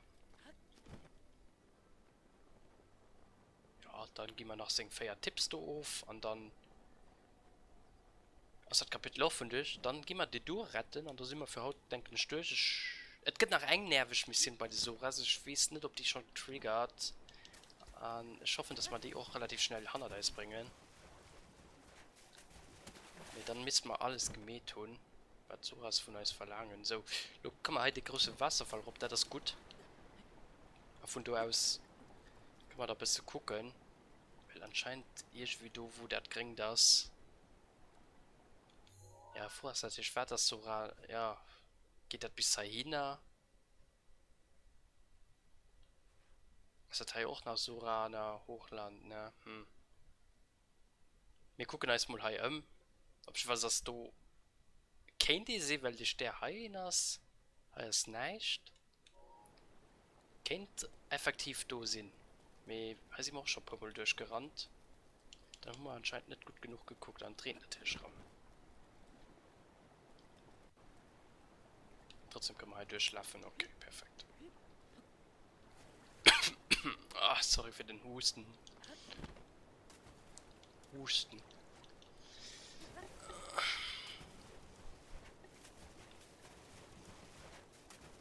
Ja, durch Controller, der Pro-Controller bin ich halt gemerkt. Farblos. Langweilig. Einfach schwarz. Ich benutze nämlich gerade farbischen Splatoon-Controller. Ich hätte auch lieber roten oder so, keine Ahnung. Ich habe es Interessantes. Ja, einfach nur mit einer großen, langweiligen Controller.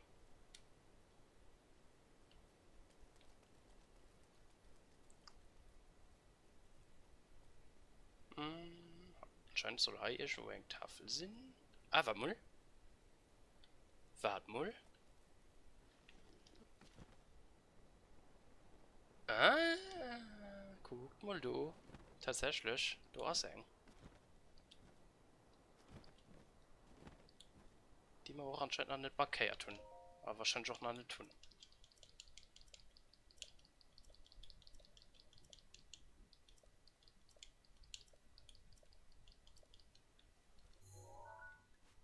Perfekt. Ach, 3. Okay, mal dann rennen wir nur bei der College zurück. Respektiv mit Port Nice Döner. Ach, schwarze Nein, kann man Team.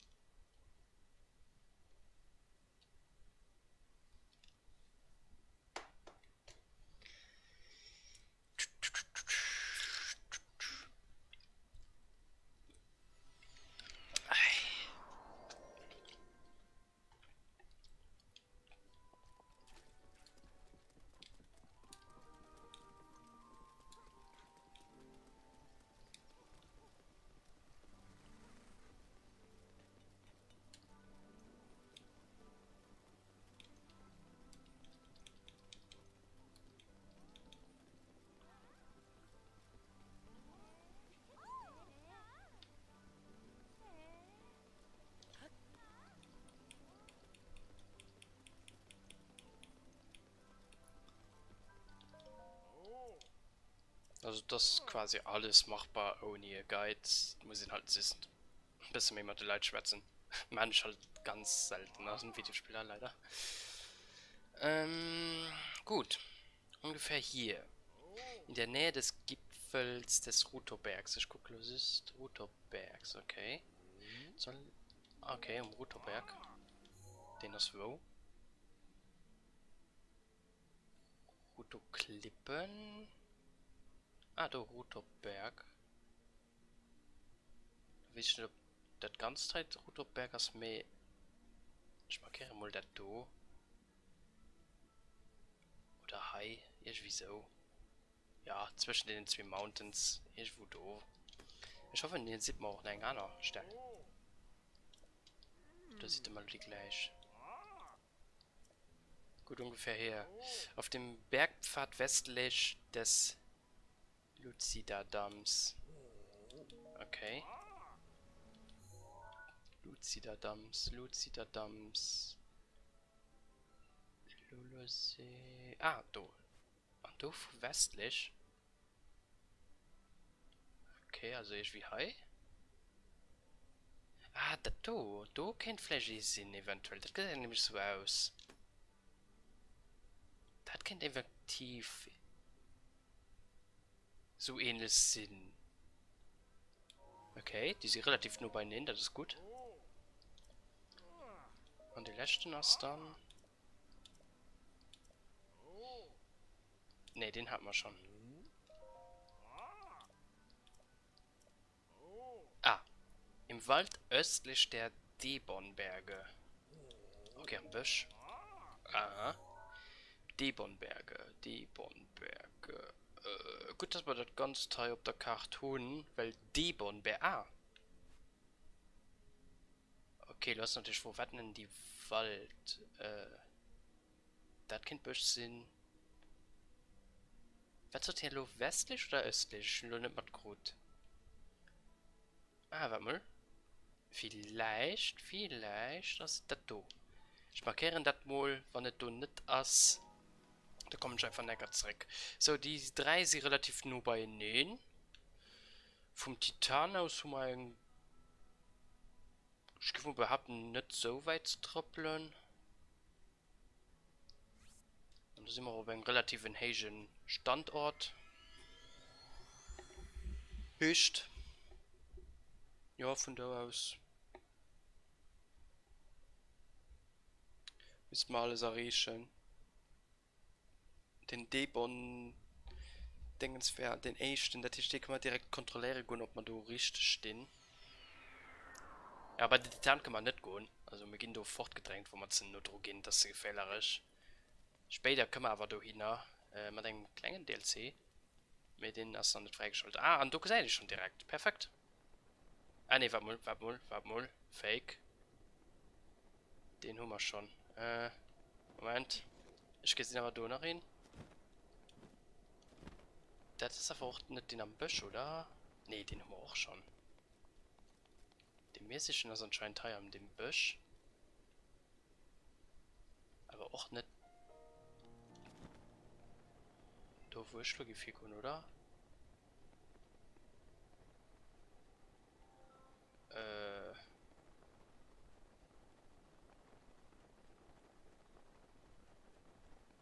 Was ist der Teil? So was die Busch.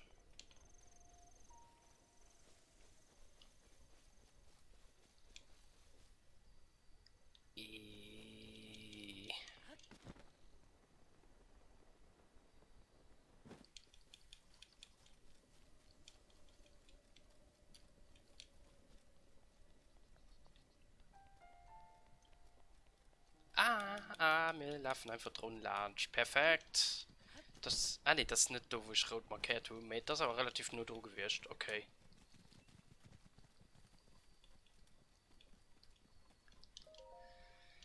Mal perfekt, da sind wir ja doch direkt fertig.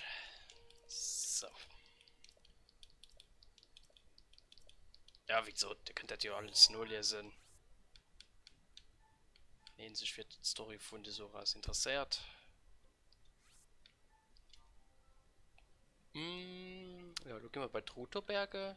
Dafür gehen wir einfach in eine Porten. Und da können wir quasi überall hinfliehen. Ohne größere Schwierigkeiten.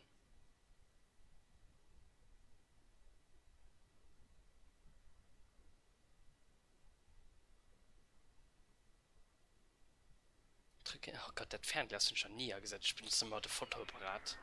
Wie man dir das? Ah, doch, das. Okay, das nennt die Fernglas, okay. Ja.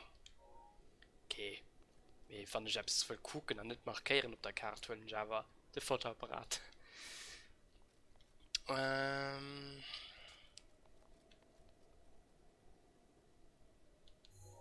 Okay, der Ruterberg erkennt ihn ziemlich gut, wenn ihn von hier dahin guckt. So, obwohl, gucken du nicht hin. Doch. Ja, der Controller dreht sich nicht mehr. Rennen wir in die falsche Richtung. Also, irgendwo da ist der bisschen. Okay. An den anderen, bei dem Luzi da damals, also, die sind ziemlich nur bei Nähen. Wenn wir da glücklich Treffer gelandet tun. Kriegen wir beides direkt. Ich denke, wir rennen mal einfach bei der Vielzahl. Gucken jetzt da ein bisschen um. Von daher kann ich direkt noch nicht, obwohl kann ich herunter laufen. Ich hoffe, ich komme nicht so nur in den Titan runter, dass ich irgendwie fortgeschickt bin. Weil ich schon hier wie gefühlt da innen die Steppe ist. Ah, das ist aber nicht mehr ein Loot. Mehr. Ein Indiz zur Wanderweh. Und die Schilder sind am Anfang auch so Wanderwehr. Oh, und da drin ist ein Krog oder weh. Oh, wie enttäuschend. Das war wirklich enttäuschend. Oh. Unsatisfying as fuck. Okay.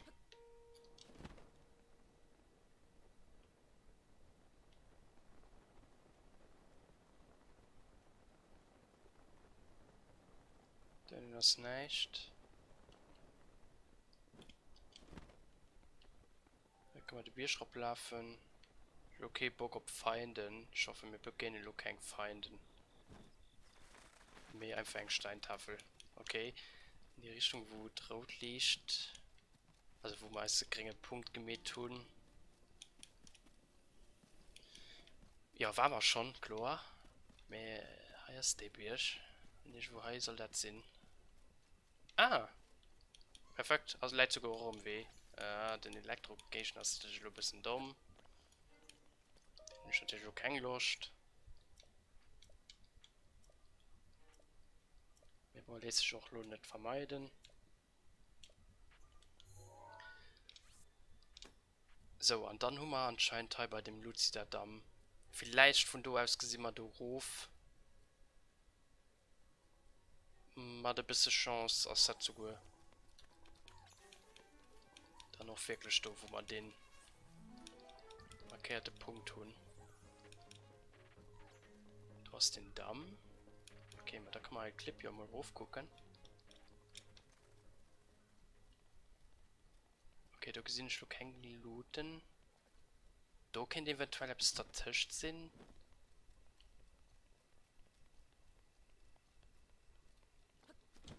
Ah, das sieht doch da nur aus. Ah, das sieht da nur aus. Ah, perfekt.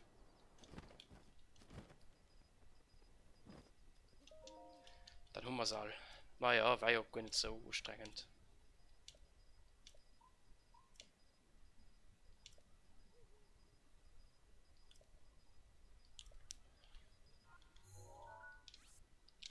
Perfekt.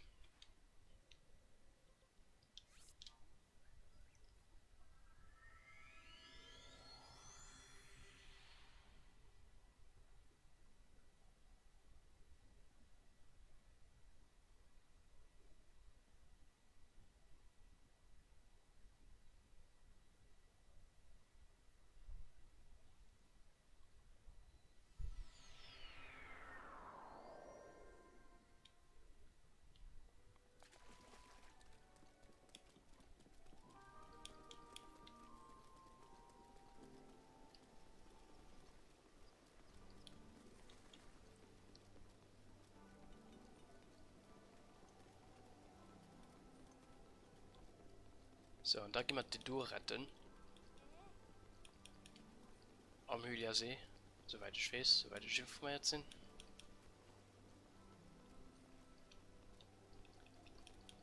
Und da sind wir für Haut quasi durch, weil wir die Engmission nicht fanden. Ling, du scheinst alle Gedenksteine gefunden zu haben. Dann sage ich dir mal wieder Dank. Ah, du kann man eine Geschichte erzählen, oder wie? Hm. Die Geschichte, Kultur und Heldentaten der Soras, alles ist hier festgehalten. Ja, und Diamant, das ist nicht schlecht. 500 Rubine. Für sein ultra nervisch Quest. Mehr, nervisch nicht mehr. Komm on, natürlich. Müssen viel Riesen.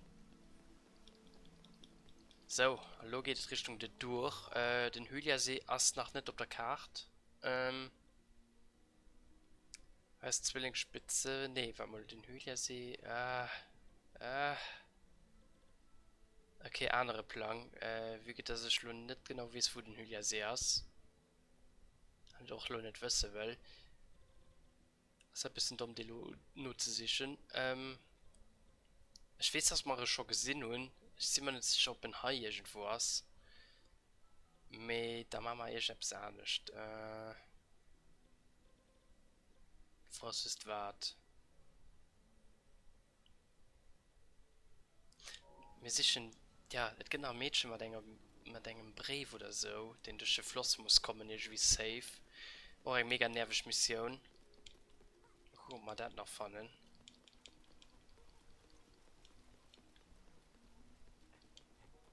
Ich weiß ja nicht mehr. Ist das wie du baust um weh oder ist das nachher in der Stadt? Ah, ich hab keine Ahnung, ich weiß es nicht mehr. Das ist auch eine mega nervige Mission. Das ist irgendwie so weird. Habe ich auch noch nie auf meinem Main gemäht. Langweilig gewesen. Also kein Geduld gehabt, die Mission zu vollständig. Mit jetzt weiß ich, wie man den Fluss. Wir müssen den Brief da beschützen oder so. Oder rausfischen, genau. Ne, den. Was für eine Axt? Really? Okay.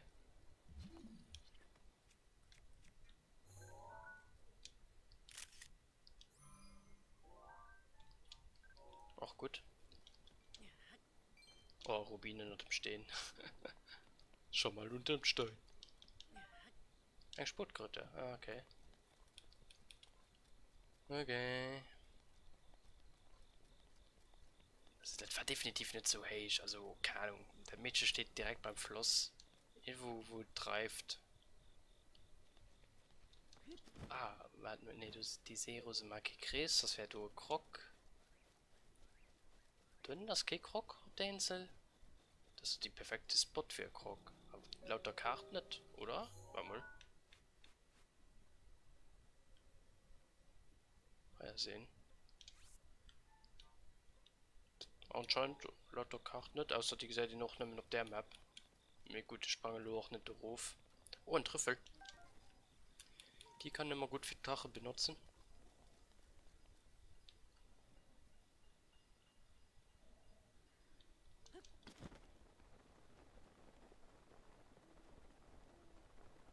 Ja, das scheint auch kein Krog drauf zu sein.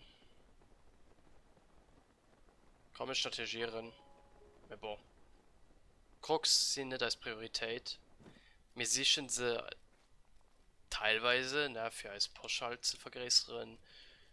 Wir holen die mal safe wir fannen. Aber wir lo eben missen und nicht explizit et wissen. Ja, auch egal. Ne, das Spiel verlangt sowieso, also 400% verlangt Spiel, soweit ich weiß, sowieso nur mit 450 Krogs. Aber kein 999. Mir gehen natürlich wirklich Leute, die 999 gesammelt und ich weiß nicht, wann den der Boss bis besiegt wird, also der Feinde Boss, wurde eine Prozentanzeige. Und ich weiß noch nicht, ob dieses, was Krog so geht, fällt an ab 450 abhält. Oder auch da nur noch weitergeht, wie weit ich weiß. Geschieht ab 450 nicht mehr viel. Aber ihr könnt mich doch auch gerne korrigieren. Ich weiß es doch halt wirklich nicht genau. So, es stimmt natürlich rum. Ich habe keine Ahnung, wo das Mädchen ist. gebe ich mir verlost zu Gebiet gucken, Richtung Zwillingsspitze zu reisen und von da aus, ja, Richtung Ornidorf. Aber mal, habe ich gesagt, du bist so als wie von Hai die Floss wäre. Das ist Endstation, oder? Also Hai hast der Brief definitiv lanscht gefuhr, also dass du fast mal einen Brief halt dran. Und ich hab so den Dummer müssen machen, ich weiß auch nicht wie wart. Ich meine, die müssen abfängen. Wir waren nicht mehr abfängen war, wir waren statt dann nie gepackt oder nicht Geduld gehabt zu machen. Das ist ein bisschen weird. Aber bon, es scheint doch noch nicht getriggert zu sein. Ich habe keine Ahnung, wie gesagt. Ich weiß nicht genau, wo das Mädchen steht. Oder am Anfang vom Fluss steht, keine Ahnung. Aufgesehen beim? Nicht den aufgesehen. Da war das aber noch für der letzte Kehr. Interessant, dass die Baum. Obwohl, der gesagt so ist, wenn die Beam halt einfach an der Natur so da geblieben sind. Weil normal spawnen die aber relativ schnell nur an. Was gesehen ist da? Da sind wir schon paar Latsch gerannt. Da haben wir den uns nicht gesehen. Okay.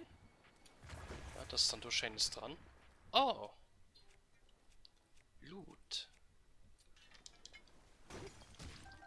Ja, Edelstein. Will mal was? Ah, die Octox ist schwer nervig.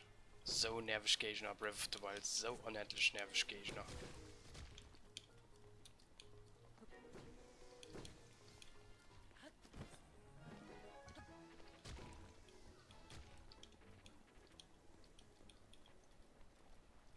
Ja, also er ist definitiv genug von kein Farmer, das Mädchen nicht mehr. Kann man vergessen. Ja, egal. Nicht so wichtig, irgendwann muss man sowieso machen.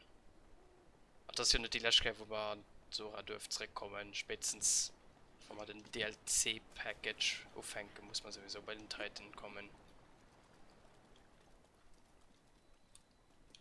Von daher.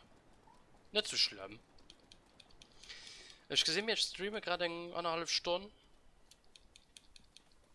Machen wir noch so 20 Minuten, wollen wir bei den Hyliasee packen. Also Chain, wenn nicht, da haben wir einen Turm.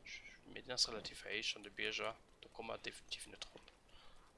Ja, wenn wir packen wir dann, wenn nicht, dann auch nicht. Wir steuern zwar Ludoni dürft sowieso un, weil spätestens um Wandtitan haben wir eine geile Fähigkeit.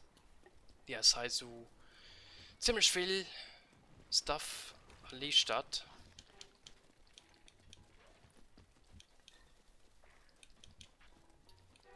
Und das wäre schon nicht schlecht. Ah, Junge, dass der Neues geht schlafen. Oh, da ist ein Reisender.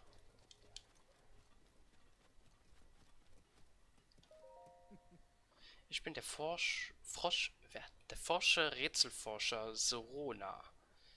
Du bist gespannt, welch Geheimnis ich zuletzt aufdecken konnte? Lange rätselte ich, welche Waffe einen Bumerang gleich zurück... Was? Welche Waffe einem Bumerang gleich zurückkommt? Sind ich gerade so blöd, das zu verstehen? Lange rätselte ich, welche Waffe einem Bumerang gleich zurückkommt.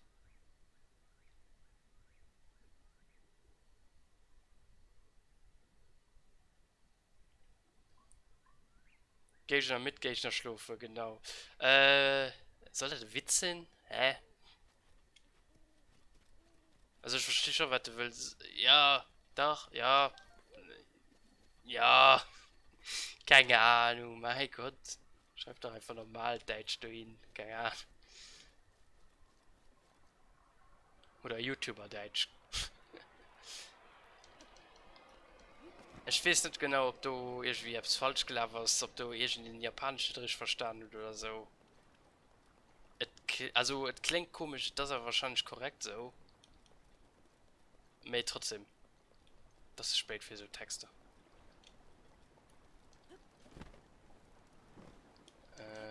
man noch nicht viel gesehen, oder?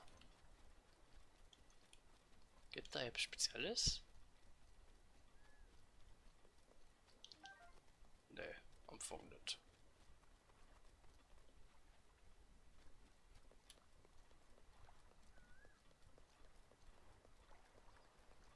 Boah, du brauchst mal so eine Rüstung auch nicht mehr, dann den ich mal andere Rüstungen.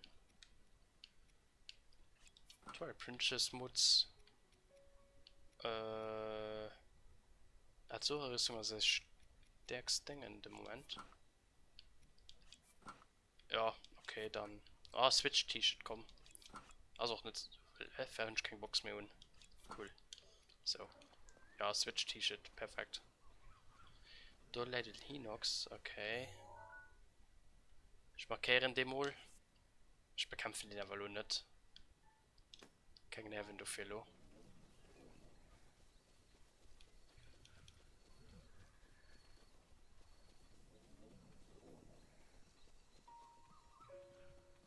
Mal dann ob. Wie divers Wirtschaften zu gesehen.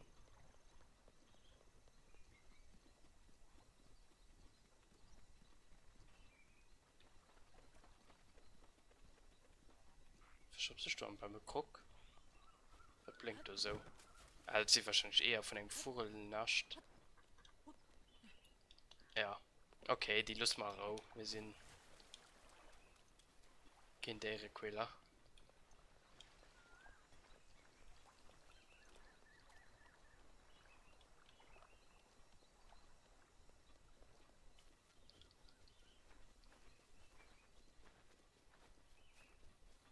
Da ist Gift vom Schloss, der Fluch. Ja, das Schloss, den Hügel jetzt erst meist nicht so weit fort vom Schloss, oder? Mir das herrlich, Mann. Ich feiere einfach die Landschaft. Wir müssen erst den Weg so Perdu schaffen. Ich hätte natürlich auch aber ganz einfach Weheperd, wenn ihn die richtige Zelda scannt. Wo ich natürlich nur an einer Köstlein und nicht Pult. Mit dem kriegt einfach dem Zelda sein Pferd. Aus soweit ich weiß auch sogar das stärkste Pferd, was ich kann kreieren. Du dämmtet. Ja, du können. Ja, du können Leute sehen, die vielleicht etwas Interessantes zu suchen haben. Können wir mal gucken. Also nicht Interessantes zu suchen und Klammer einfach hier essen.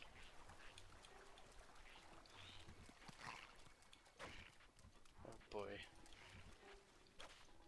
Können natürlich auch Gegner sein, ne? Die man auch Lager feuern. Ja, sie Gegner, okay. Die haben natürlich auch interessante Truhe bei sich, aber ich habe keinen Bock mit Gegner konfrontiert zu sein, weil wir von Pfeiler halt wirklich nicht das geilst. Und gerade Pfeiler können uns doch viel helfen. Ich denke, wir klammen auf die Birsch. Da sehen wir ein bisschen Hyrule. Dann können wir entscheiden, wo wir hingehen. Also wie gesagt, wenn ich Tylia-Brücke nach gesehen, laufen wir da hin. Wenn ich aber nur den Titan gesehen, den Orni-Titan, dann rennen wir Richtung Orni-Dorf.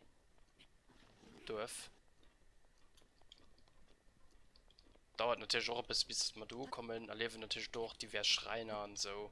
Schreinsensor ist auch noch nicht ausgeschlagen, also bislang so hat schon kein Schrein am Weh. Easy.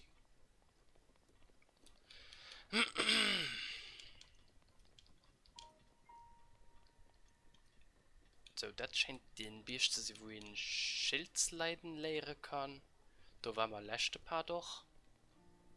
Ja, kurz an dem Gebiet, da mit am Todesberg, und du hast gesagt, den Fest von Alcala, Mann. Ah, ich feiere den Ort.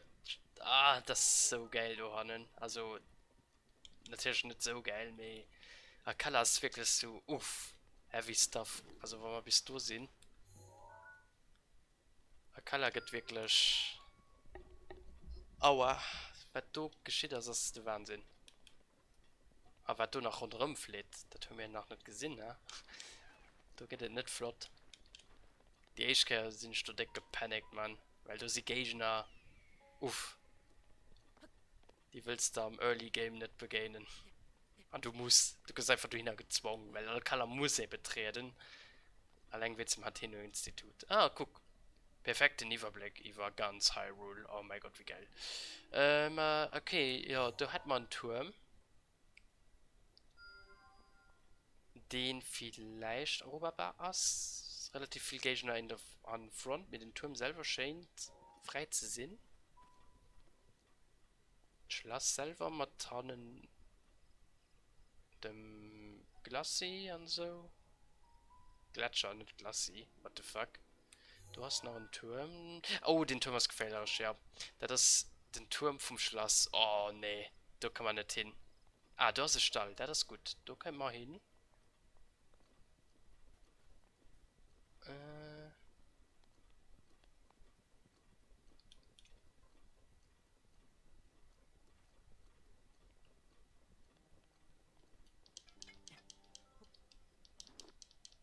So, hier haben wir als Edelsteinmatt. Oh, 2 Rubiner. Cool. Da hat man noch einen Tempel. Okay, wir beresen mal den. Ah, ist er doch Stall? War mal? Ja, das sind 2 Ställe. Okay. Wo hast du einen Titan? Ein Titan müsste doch eine sein, oder? Das sind die Shrooms, das ist so ein Donnergebiet, das ist extrem heavy. Bleib einfach auf dem Scheißbier stehen.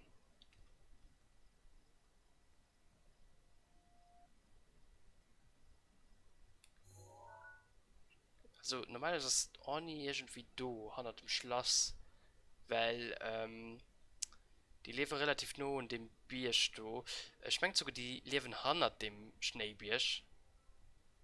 Obwohl die Schneebirsch auch relativ die Grenze von der Welt sind. Aber weil der ja ein Schei was, kann ihn da Hanne natürlich rauffallen. Da muss ich noch aufpassen. Aber ich würde Hanne englisch. Als da nicht dürfte. Das ist mir riesen am Fonglo von dem Stall aus. Bei den super gefährlichen Turm. Aber von da durch den Desert Deldo Canyon, wo du eine Erinnerung geht, als echt, für Dreck und Kleid. Richtung den Do-Turm. Also wir evitieren halt ein bisschen Schloss. Da durchzurennen, das lebens mit. An diesem Zustand im Moment vergisst das. Und ich, wo du handeln, müssen wir dann irgendwann die Bird gesehen. Vielleicht wundert mich, dass sie von hier aus nicht gesagt. Die Titans sind nicht gerade klein. Me. Ich meine, der Birsch ist auch das Schloss verstoppt irgendwie. Also, wenn man in einem anderen Winkel sind, müssten wir gesehen. Außer schon mein Carlo komplett verloren von Hyrule. Es müsste so sein. Aber wie gesagt, riesen wir mal den Stall da unten. Gucken, was Leute da alles zählen. Aber von da aus geht das Rest auch weiter.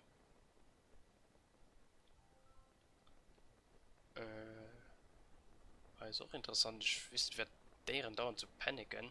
Mir machen ja nicht gefährliches. Ach, hier ist der Böse da. Also Gegner. Bayern nicht, okay.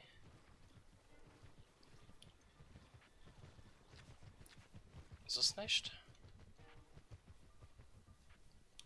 Doch, Krug.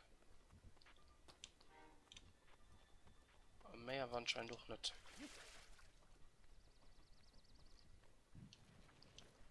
Mal Link, also wirklich.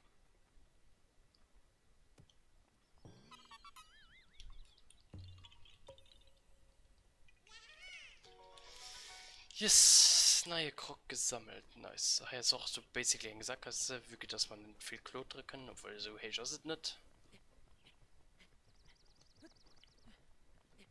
Da gucken wir mal.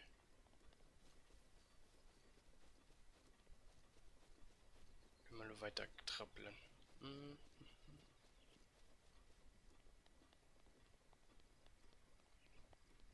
Ja, wir sind gleich beim Stall, da können wir da ein bisschen ausruhen. Ah, das ist der Stall, den ich hasse. Da gedenkt Mission, die nervt. Da muss ich nicht wie so ich welch Bockländer, die Heimat Pet reiten, besiegen gehen. Ah, ich meine, du sind sie schon.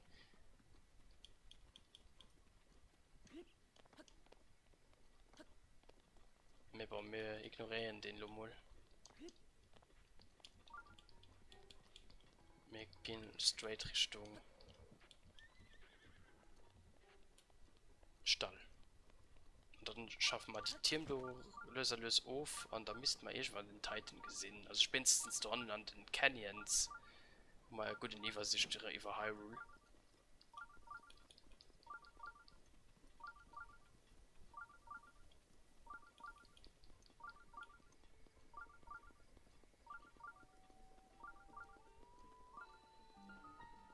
Und das ist auch der Kaknis, den hört auch immer geil Missionen. Du musst ihn immer bei einer Wirtschaft, die er gezeichnet wird, riesen.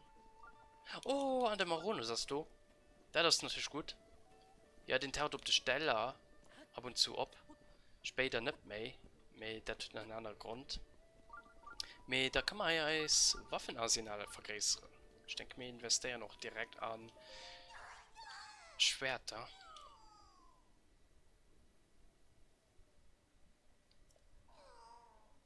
Dann muss der Wald der Crocs ja noch weiter nördlich von hier sein. Ja, er will an den Wald der Crocs. Mach meine Waffentasche wie groß. Sind aber low im gone. Weil mir gleich ein bisschen Among Us. Okay. Naja, da viel Spaß bei Among Us. Ich werde haut wahrscheinlich nicht kommen. Mir mehr wird nur gucken. Ich war noch nicht mehr allzu lang. Und bis zum nächsten. Ah, scheiß Controller, Mann. Soll ich andere Tasche größer machen? Ja. Waffentasche. Ja.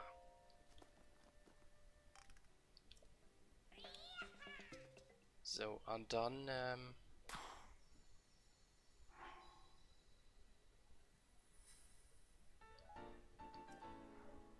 denke ich mal. Nein, keine Waffentasche. 2 weitere Waffen. Und dann mal Schildtasche auch mit groß. Oder Bogentasche? Ich dann, ja. Vielleicht. Ah, Schildtasche ist auch relativ wertvoll, weil später kriegen wir mal relativ schlimme Gegner zu denen. Also die Wäschterin, die kommen definitiv nach Rank 4. Und die sind absolut Titans. Also die greifen ihn richtig stark an. Okay, nach 2 Mal Bogentasche war nicht Major Just.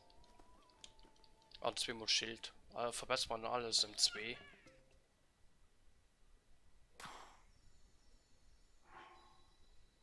Ich denke, das ist keine schlechte Idee.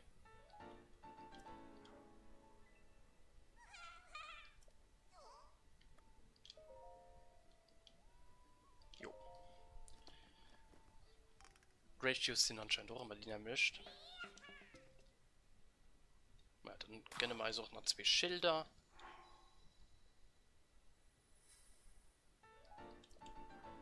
Und dann haben wir ein bisschen mehr Platz. Wertvoll Platz.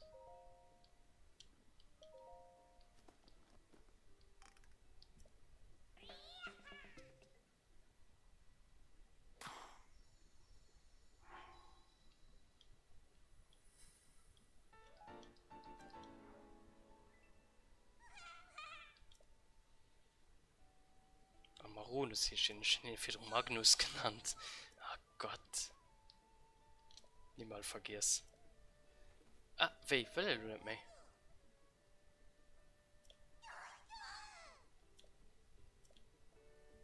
Ja, okay, er will anscheinend nicht mehr. Dann, ja, Schild weiter. Dafür aber 2 Bay an 2 Schwerter. Super. Okay, den Schrein am Stallei. Okay, was für Rätsel du bei Swart. Link will anscheinend nicht tragen.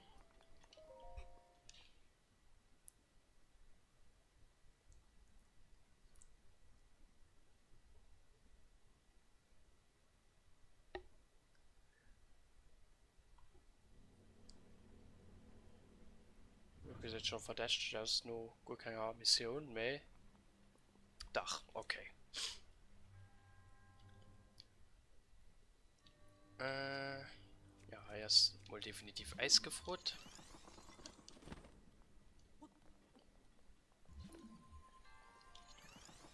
Wie genau das gemengt, das weiß ich zwar nicht.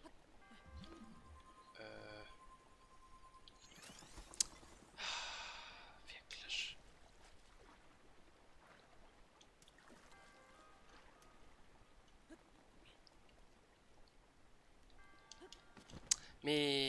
Die Kontrolle, Mann.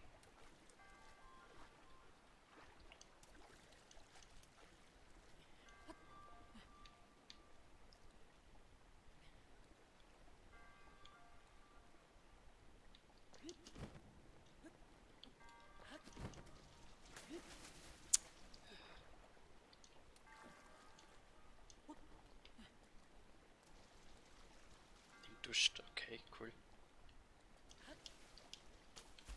Geht das weil am Wasser. Da kann die Link natürlich nicht machen. Geht natürlich aufgegriffen.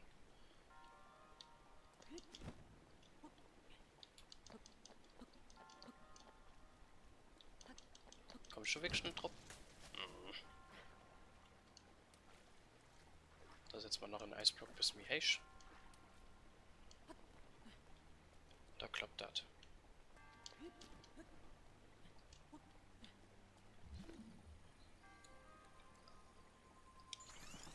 So. Okay, das war ein bisschen buggy. What the fuck?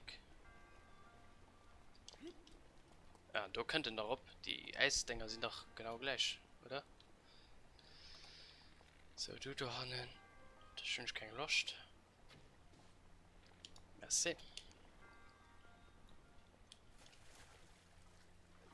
Die Tu.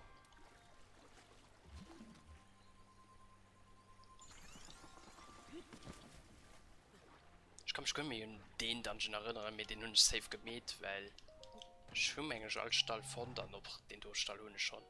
Entdeckt ein antiker Reaktor, kennt das? Also well stark. So, hier haben wir eine antike Schraube an du 4. Ne, doch, ne, bist ne. Okay, stimmt, Menge Sora-Rüstung und weil da kann man definitiv besser schwammen. So.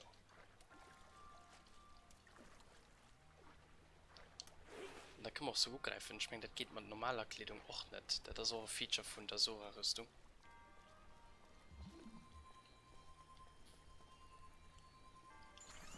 So, du hast hier 2 Wächter, die das Leben natürlich schon zur Hölle machen.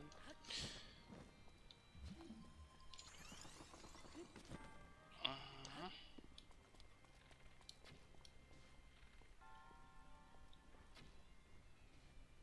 So,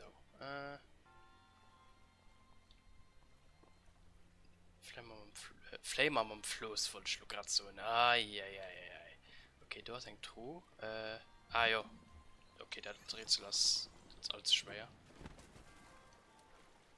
Oh, aber die Strömung ist fies. Oh, okay. Ich hoffe, mir fallen halt. Oh Gott. Oh boy.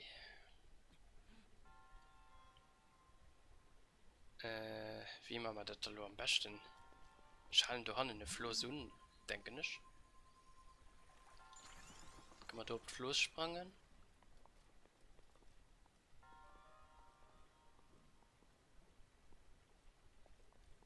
Da das Top-Notch Gehal.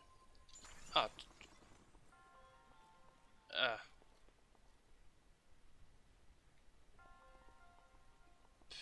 Okay. Wer hat den Scheib fabriziert?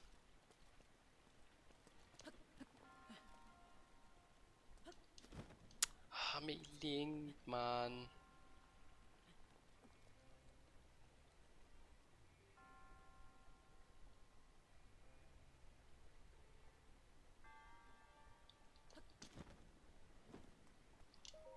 Okay. Ritterschwert. Okay, Truhen Hummerhall. Lass die groß froh. Was Feldspiel davon heißt, gesagt. Also theoretisch kann man. Ne, wir können nicht. Theoretisch kann man von da fliehen. Also ich weiß nicht, wie man den Fluss unbedingt brächten. Ich gehe einfach da an mein Eisseil bauen und dann klammen ich den ab. Dann fliehen wir da hin.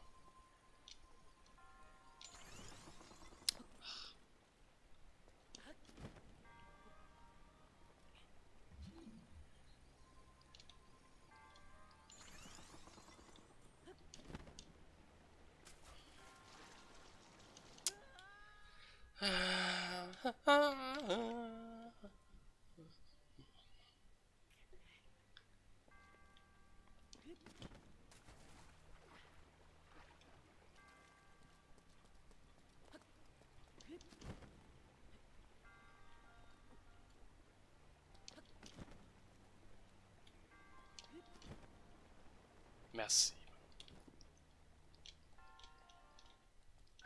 Dann untersucht den Dach. So, bis 10 Uhr machen wir noch bis 10. Ich denke, ja. Ein halbes Stündchen kann man noch machen.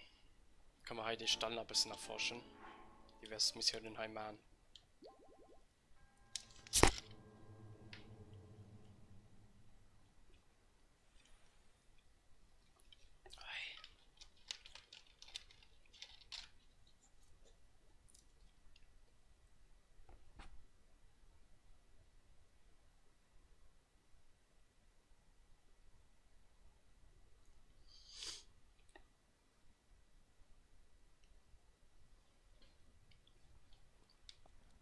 Oh, hallo, stürmende Teile. Gut, dass wir bei einem Stall sind. Und Blitz sogar. Oh Gott.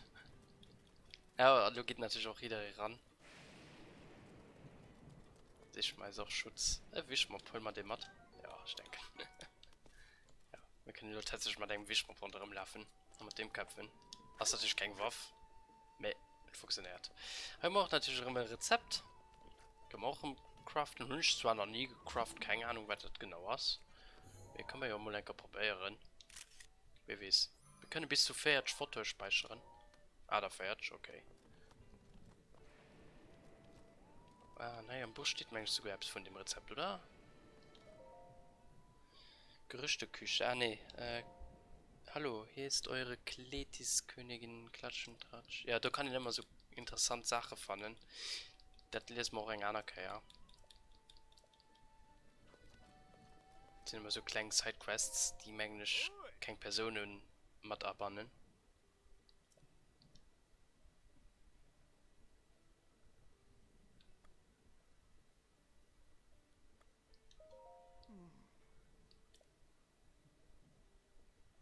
Okay.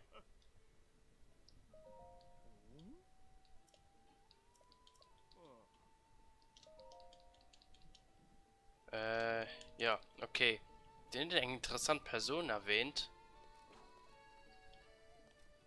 Die beginnen wir auch nach demnächst an. Den ist auch extrem wichtig für Nintendo gewischt. Das kann schon mal so. Wenn den umgelesen wird, kann sich schon denken, um wen es geht. Was ist los?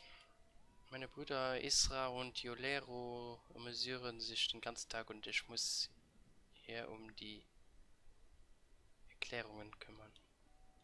Erklärungen. Ja, es sind Kapitel 4 Absatz 9 der Stallübereinkunft so geregelt.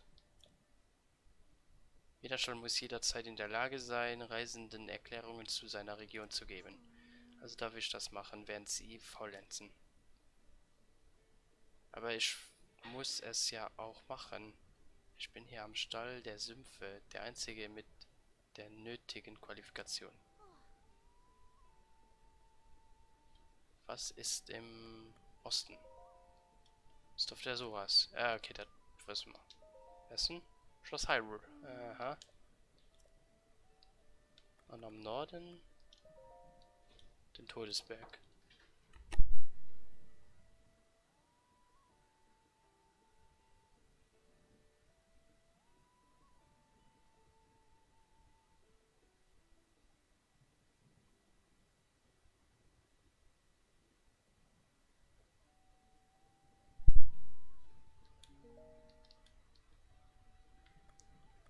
Ah, was ist im Süden? Stall am Fluss. Okay.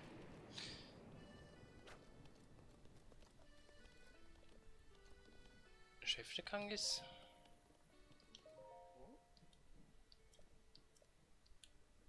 Album zeigen.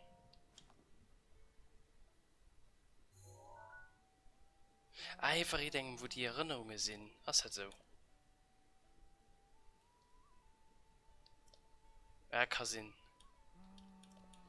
Okay, so können die dann nun die Inselbilder. Okay, das habe ich noch nicht gelesen. Braucht man im Moment auch nicht. Ich denke nicht, ich vernünftig noch schnell. Das hat Gewitter da abhält.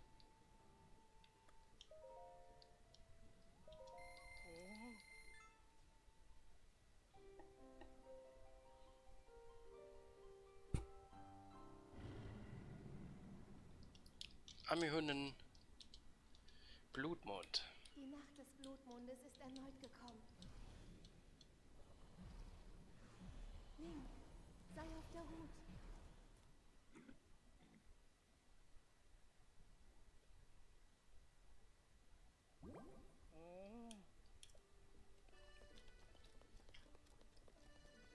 Ich gucke nachher, ob sein Bild. Ihr Schloss Hyrule einfach. Mega cool. Meh.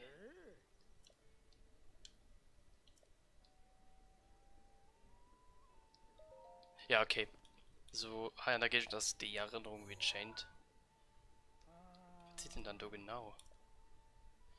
Oder vielleicht jenseits des Flusses, der Wald nordöstlich des bodenlosen Sumpfes. Oh, mir überhaupt so ein bodenloser Sumpf schon fand. Was ist der 3?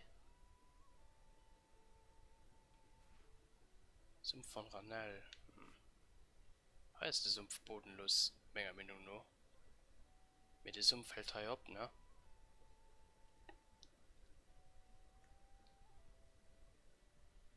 Also wandern, das ist wahrscheinlich hier high. Du? Ne, du waren wir auch schon. Ja, wie gesagt, kann natürlich auch high Hanne sein. Ich weiß halt nur nicht. Morgosee. Ja, ich sehe doch alles wie Sumpf aus. Ja, ist auch ein Sumpf. Ja, okay. Das ist besser, wir werden dummert. Also, wie gesagt, die Erinnerung von mal so oder so irgendwann. Wo hat Tim schon geschwärzt? Ah, das ist Yolero. Okay.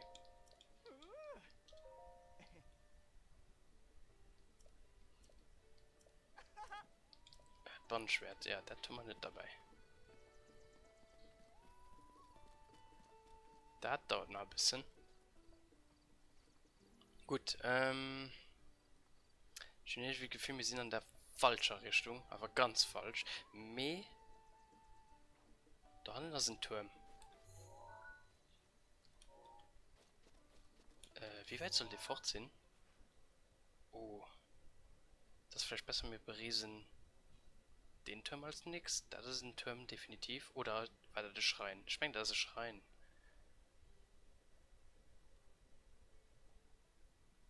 Ah, ist das Plateau. Also am Anfang bis in der Teilgebiet freischalten. Ich hoffe mal, dass den Turm da hinten. Ein Turm von dem Gebiet aus. Sieht ja nur aus. Also das ist falls den nächstgelegenen, wenn ihr an die Richtung guckt. Von ziemlich weit fort aus. Die Tier musste natürlich nicht zentral sein. Ja, wie gesagt, die sind nicht unbedingt zentral, obwohl, ja. Ja, der Plateauturm ist definitiv nicht zentral, aber die mussten nicht unbedingt zentral sein. Ich meine, genug Gebiete, wo der Turm nicht unbedingt zentral steht, aber ja, mich halt Sinn, dass ein Zentrum durchstellt, aber auch nicht wirklich genau.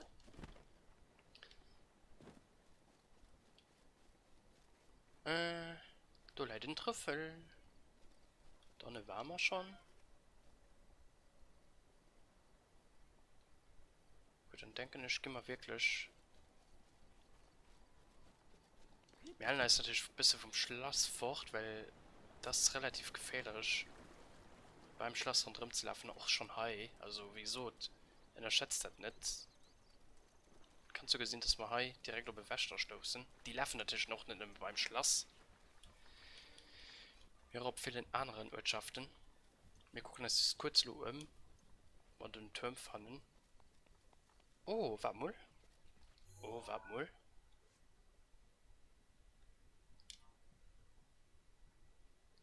Vielleicht schon mal ein Cutscene?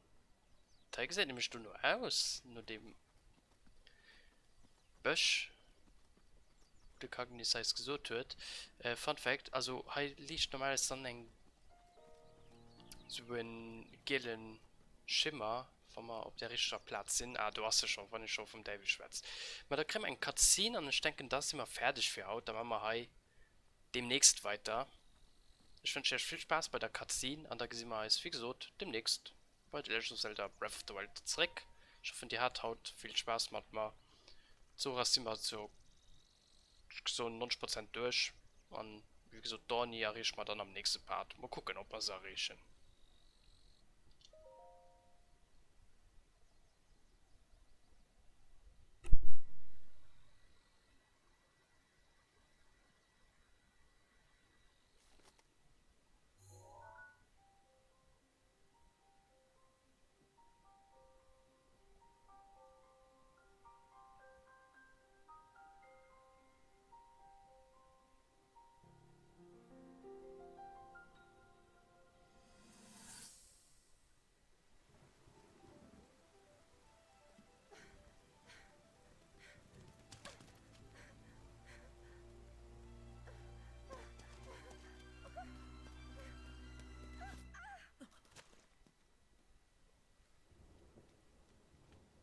Warum?